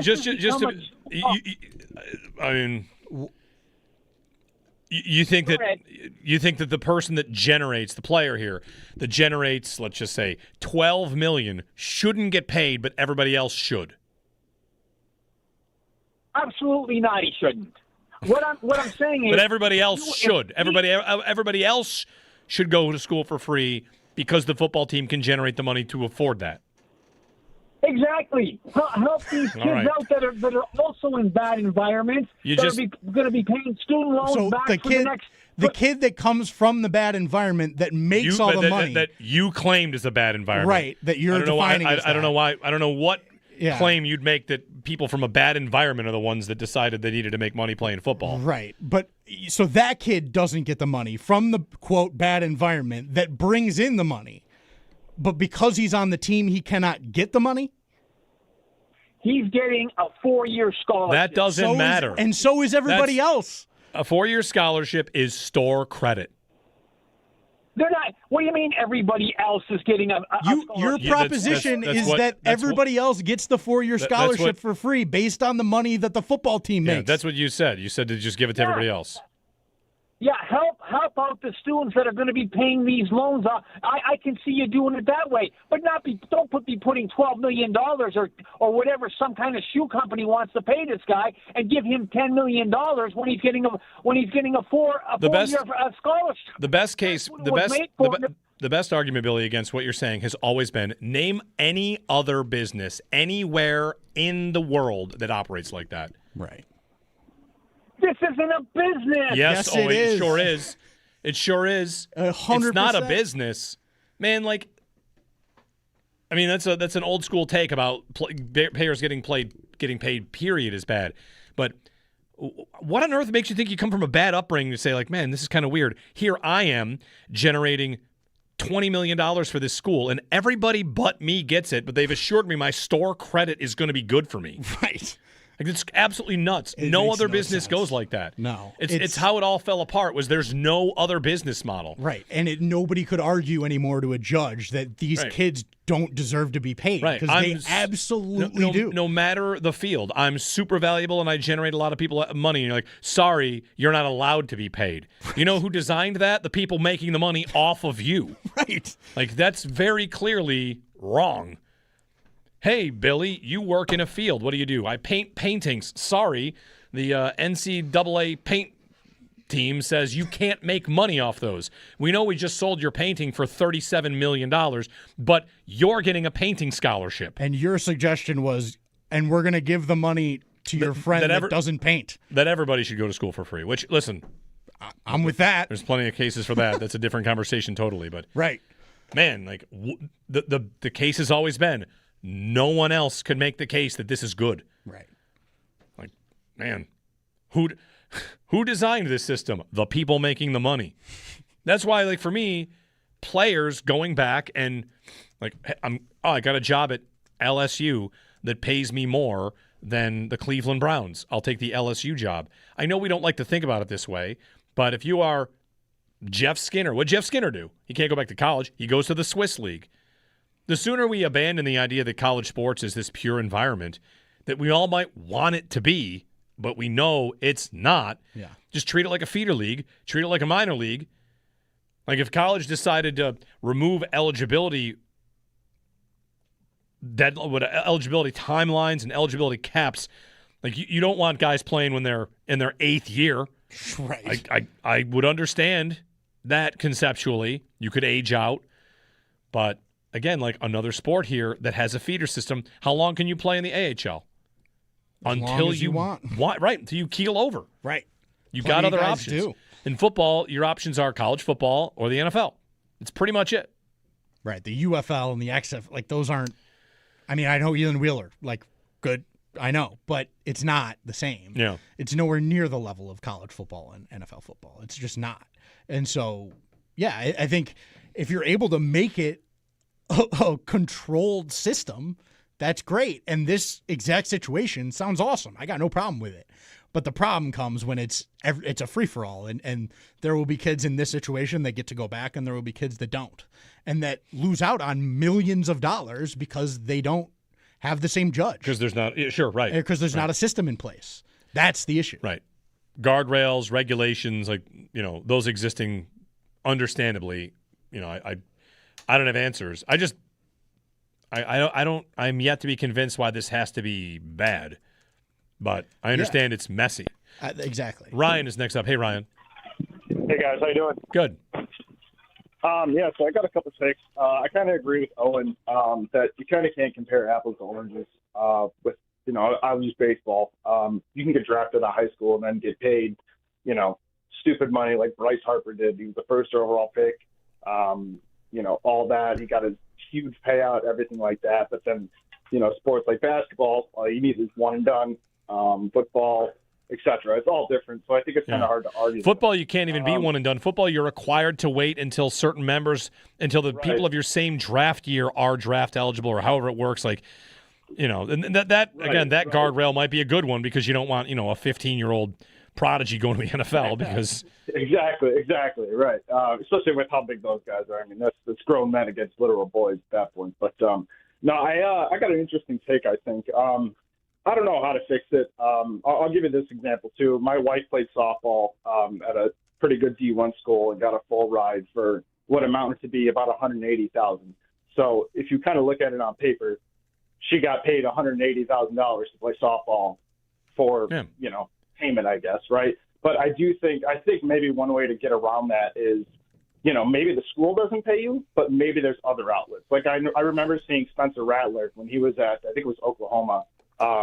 He was doing a deal with car dealerships, and he was driving around in like the big Raptor and like this sports car and all this other stuff. And yeah, it's not through the school, but he's still getting compensated to, generate revenue, be that guy, NIL. I think that's maybe a way to do it, is it maybe not through the school to get paid, but, you kind of open up the floodgates otherwise, to kind of make commission on that. For sure. Like that. Mm-hmm. Yeah, Brian, thanks. Like there have been scandals in the past. I went to Syracuse, and there's a scandal because, hey, this basketball player has a car that's way too nice. There must be a violation here. You can't be gifted that. And to your point about your wife, $180,000 to play softball.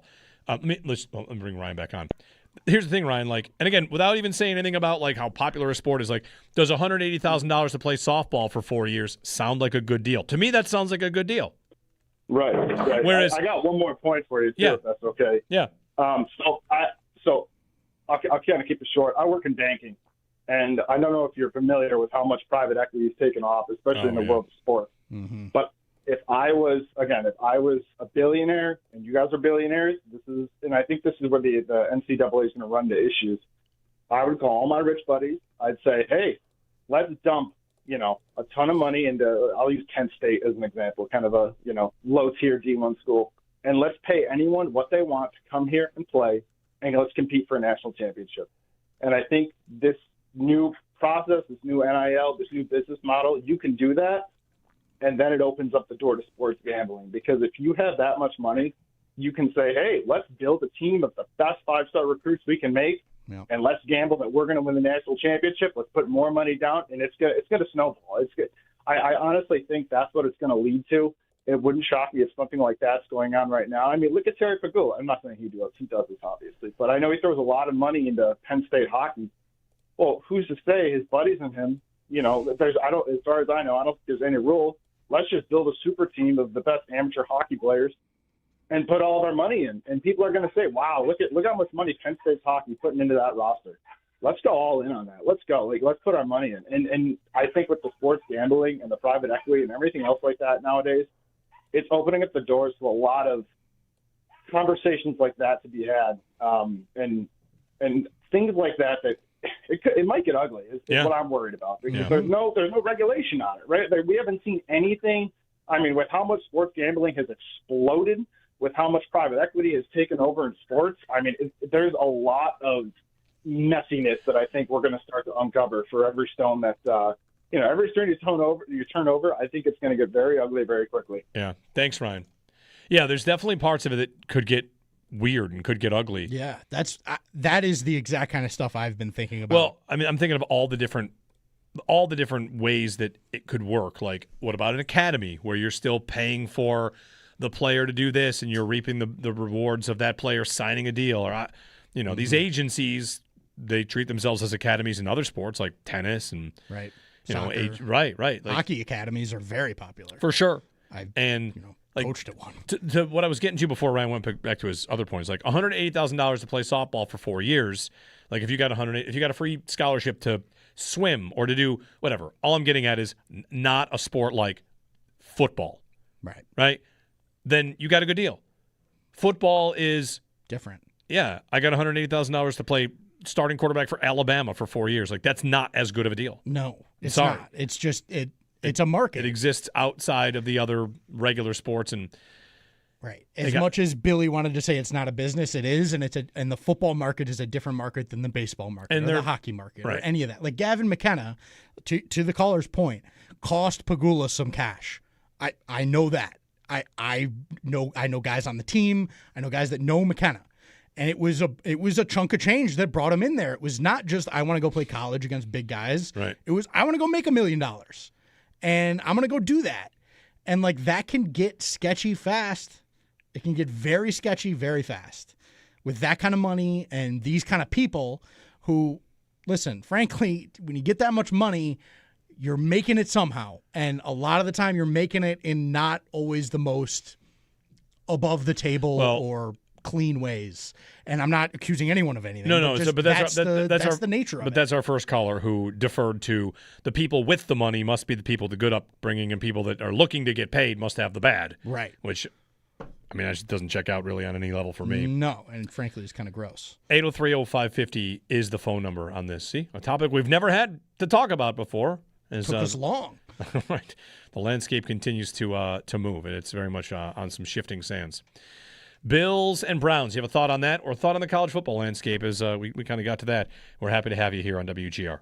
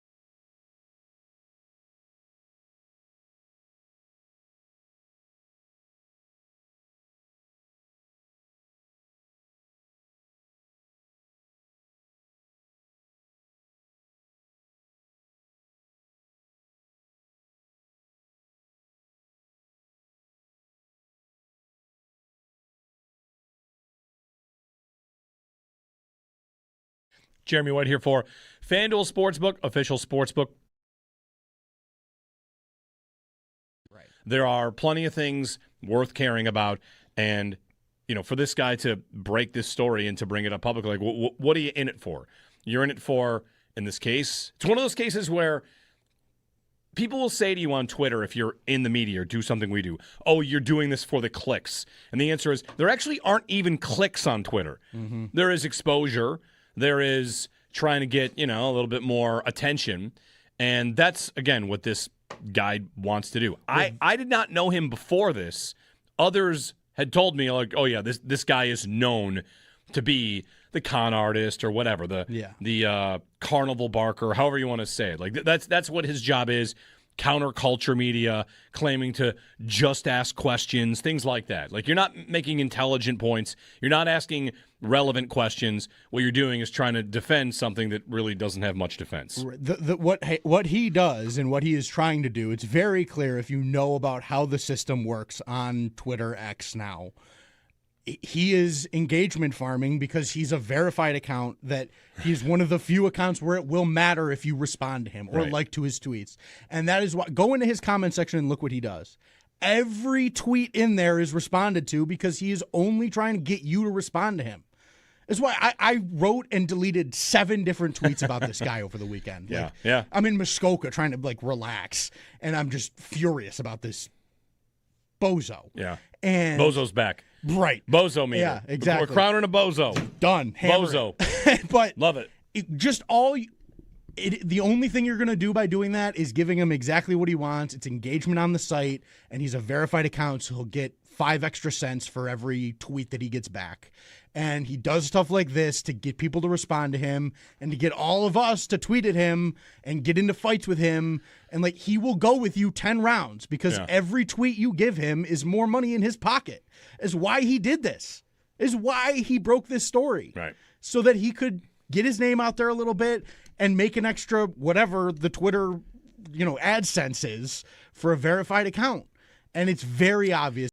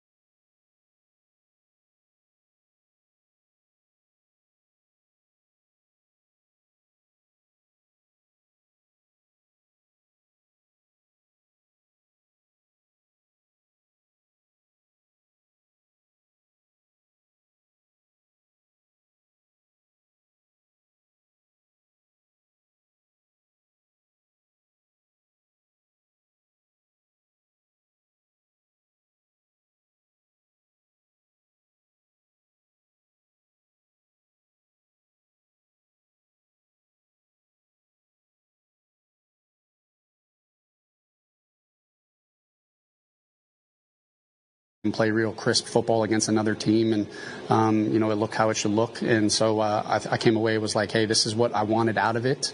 Obviously, some guys that played a lot of reps had to still go today. You can't kind of sit everybody, but was really pleased how the guys approached that joint practice.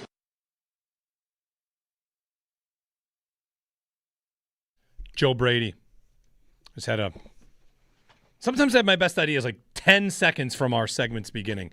I just had a good one. I sent it to Dan Dale. It's going to have to wait for Extendo Sports, maybe. Playing some golf today, playing in the Sabres alumni tournament with Mr. Chris Parker, the Bulldog. Unbelievable golf right now. He's playing the best of his life? Best I've ever seen him play. That's good. I wasn't around before he, came back to the game when I got into it, but he is playing some golf right now. Sabres alumni tournament is maybe 2-3 years ago, where I had, sorry for a golf story, everybody. Sorry. It relates to the Sabres, though. It's, right.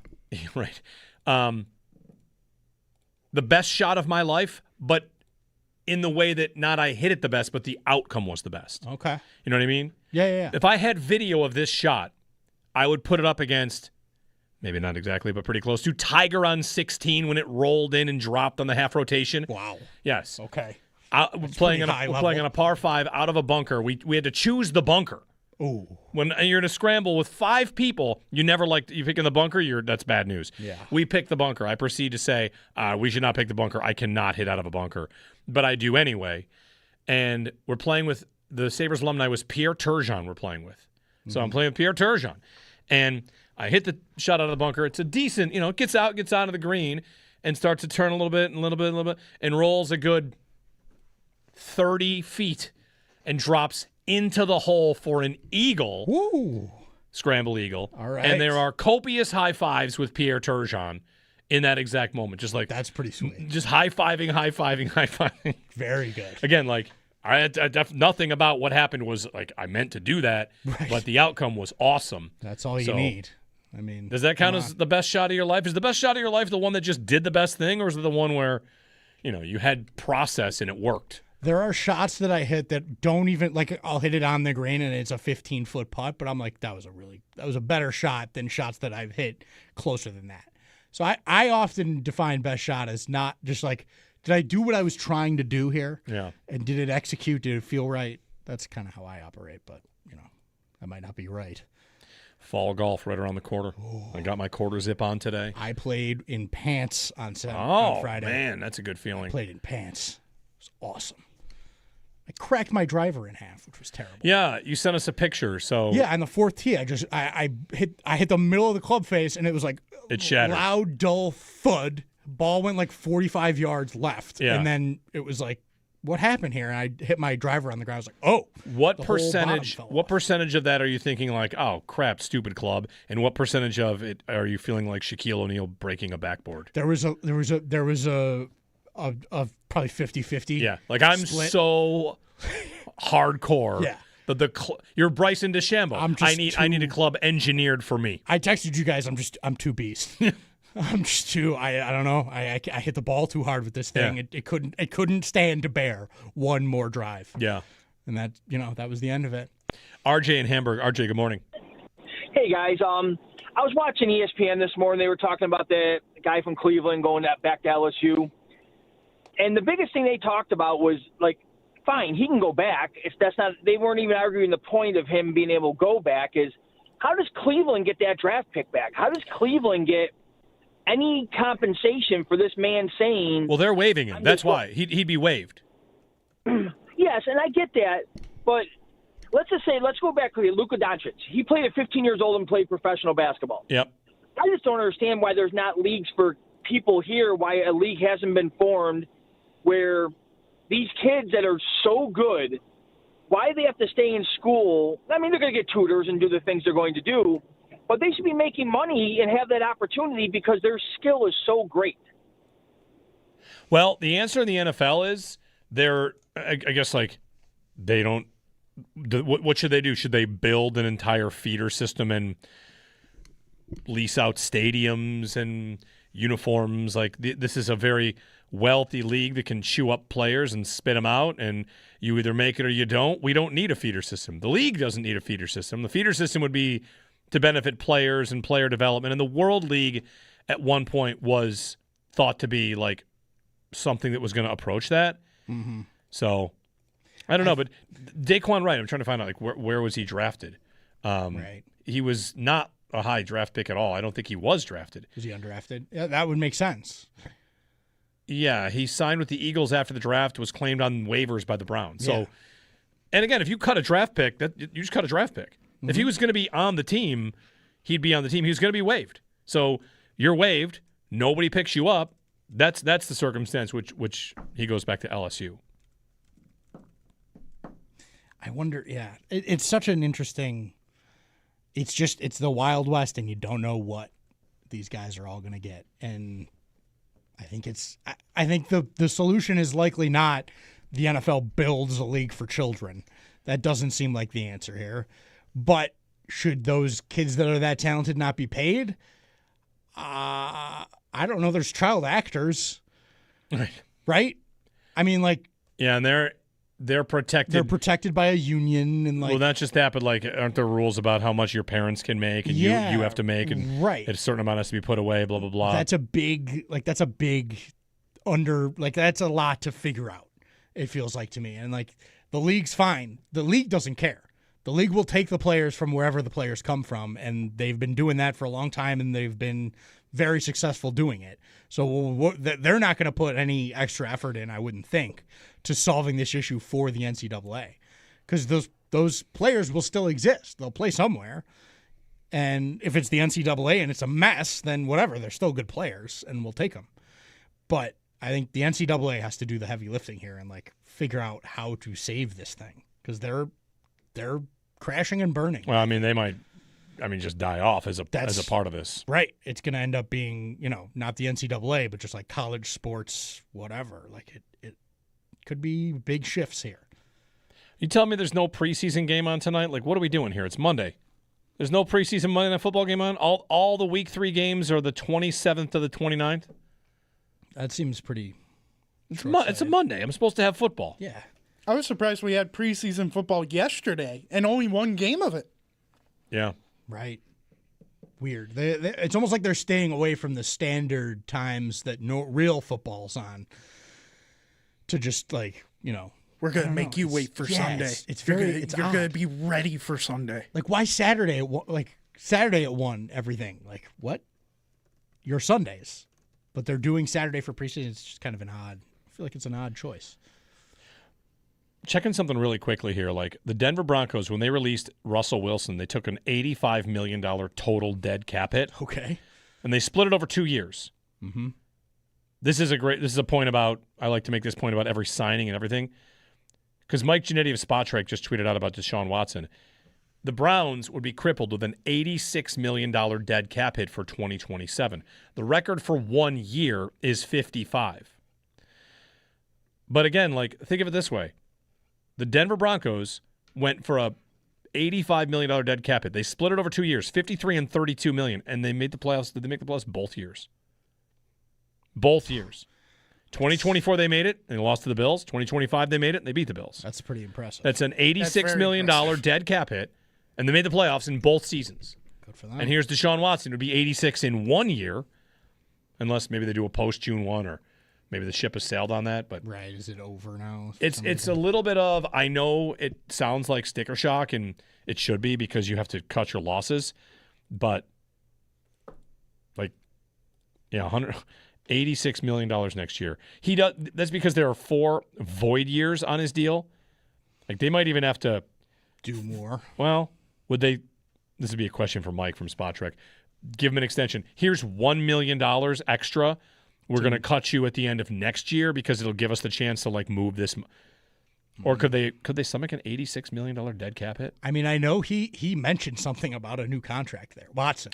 Yeah, and so it would stun me if it was for anything other than that. For 2027, some way to make it easier to get rid of him. Yeah, the Browns have $51 million in cap space. So when the cap goes up next year, say it's $20 million, that's $71 million in space. If they cut him, it would be an $86 million hit, so they'd be over the cap. But maybe as part of a rebuild, they could do something. I mean, work a couple contracts around, draft a quarterback first overall.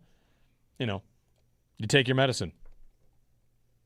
803-0550. Extendo Sports, a deal that didn't happen when I was on vacation. Not surprised, a deal that didn't happen.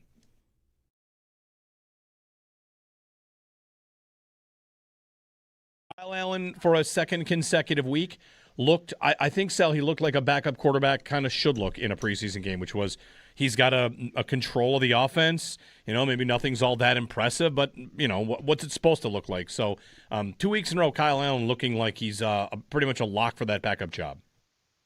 Yeah, and you're right. I like the way you said that. And it reminds me, by the way, what you said about Joe Brady the first day of training camp. Remember that when it was pouring? And he said the same thing. It's like, well, you got to play in the rain. You got to get out there and you got to do it. Kyle Allen has been really good through 2 games. Check out these numbers. I mean, he was through 2 games. Now he is 24 of 28. That's close to 86%. 236 yards, a touchdown. I think that's right, that he has pretty much solidified the backup quarterback role. When he got here, it was always him ahead. And to me, I've always said Shane Buechele has a door opening because they really like him here. But it's got to come with Kyle Allen faltering. That just hasn't happened. Now they can go out against the Steelers in the preseason and look awful. I don't think it matters at this point. I think you've settled who your backup quarterback is, and Kyle Allen after the game talking about the last time he was here versus now. Trent Sherfield, I asked him the same thing. They both kind of said the same thing. The offense is kind of simplified. It's just easier for them to think quick, do what they need to do, and he's showing it right now. And Kyle Allen, to me, did not have a very strong training camp at Rochester, but he's had a very strong 2 games here in the preseason.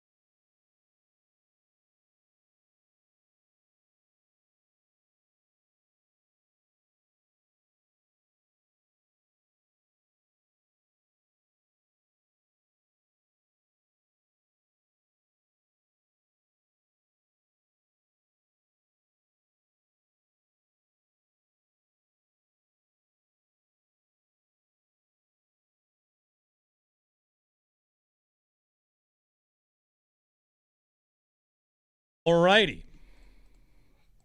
Final segment of the show. Joe's back tomorrow, Sneaky Joe.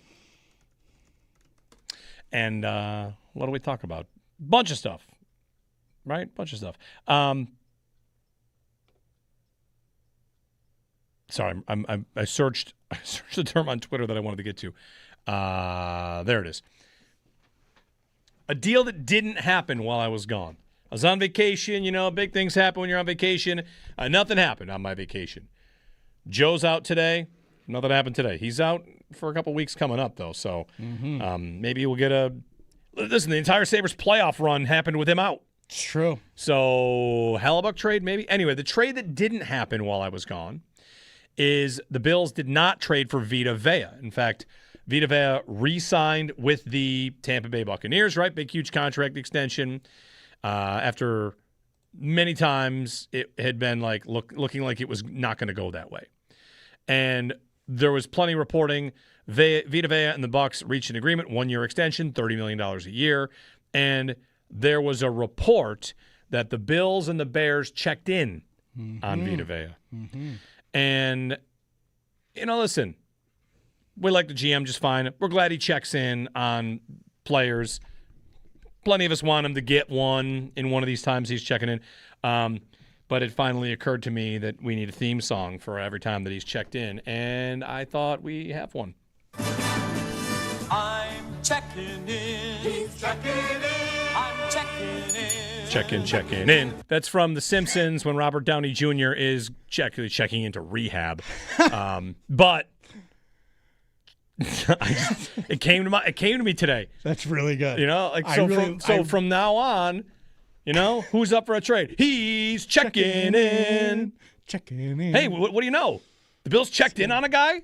Wow. At this point, don't tell us anymore. Right. Please. Right? I am begging you. It would be okay if we didn't hear that once. Don't check in. Here's what I want. I want a guy to just come out of the tunnel to some theme, like dark lights, and then all of a sudden it's like, boom, there's Justin Jefferson. Yeah, look at that. Whoa! How did that happen? I guess you checked in. Well, whatever. I didn't really need the Bills to trade for Vita Vea, so I'm not all that upset about it, and cap room and this and that. However, I will say, whenever this happens and a team – it looks like they're going to lose a guy. He says there's no way that he can envision going back there. And then, after all that, it got done for $30 million. Myles Garrett's the story to this. How many times were they like, they were never going to trade him. And when Vea signed his extension, I was like, they were never going to trade him. They were never going to trade him means nobody stepped up. That's what that means. Nobody paid the price. They would have traded him. For the right price, they probably would have done it. You could say they wouldn't. Everybody loves to say they wouldn't. We're not shopping Casey Middlestat. We would never trade Myles Garrett. I just put Casey Middlestat and Myles Garrett in the same class, but hey, it's late in the show. I'm allowed to do that. It's all right. Anyway, good for the Bills for checking in. Of course, they always want everybody to know they're checking in. Critical information. Bring on the games. Bring on the Houston game already. Please. I need it. Joe's back tomorrow. We're back tomorrow. Cheers. Have a great day. For more comfort. Now's the perfect time to make yourself comfortable with a new electric heating and cooling system from Belknap. In Western New York, summer and winter bring extreme temperature conditions. Make yourself comfortable with Mitsubishi electric heat pumps, designed to keep your home cool in the summer and warm in the winter, no matter how hot or cold it gets outside. Call Belknap today to learn more. I'm Gary Garfel, president of Belknap. We work on your schedule. We don't charge more for weekends and evenings. That's why we say, give Belknap a ring.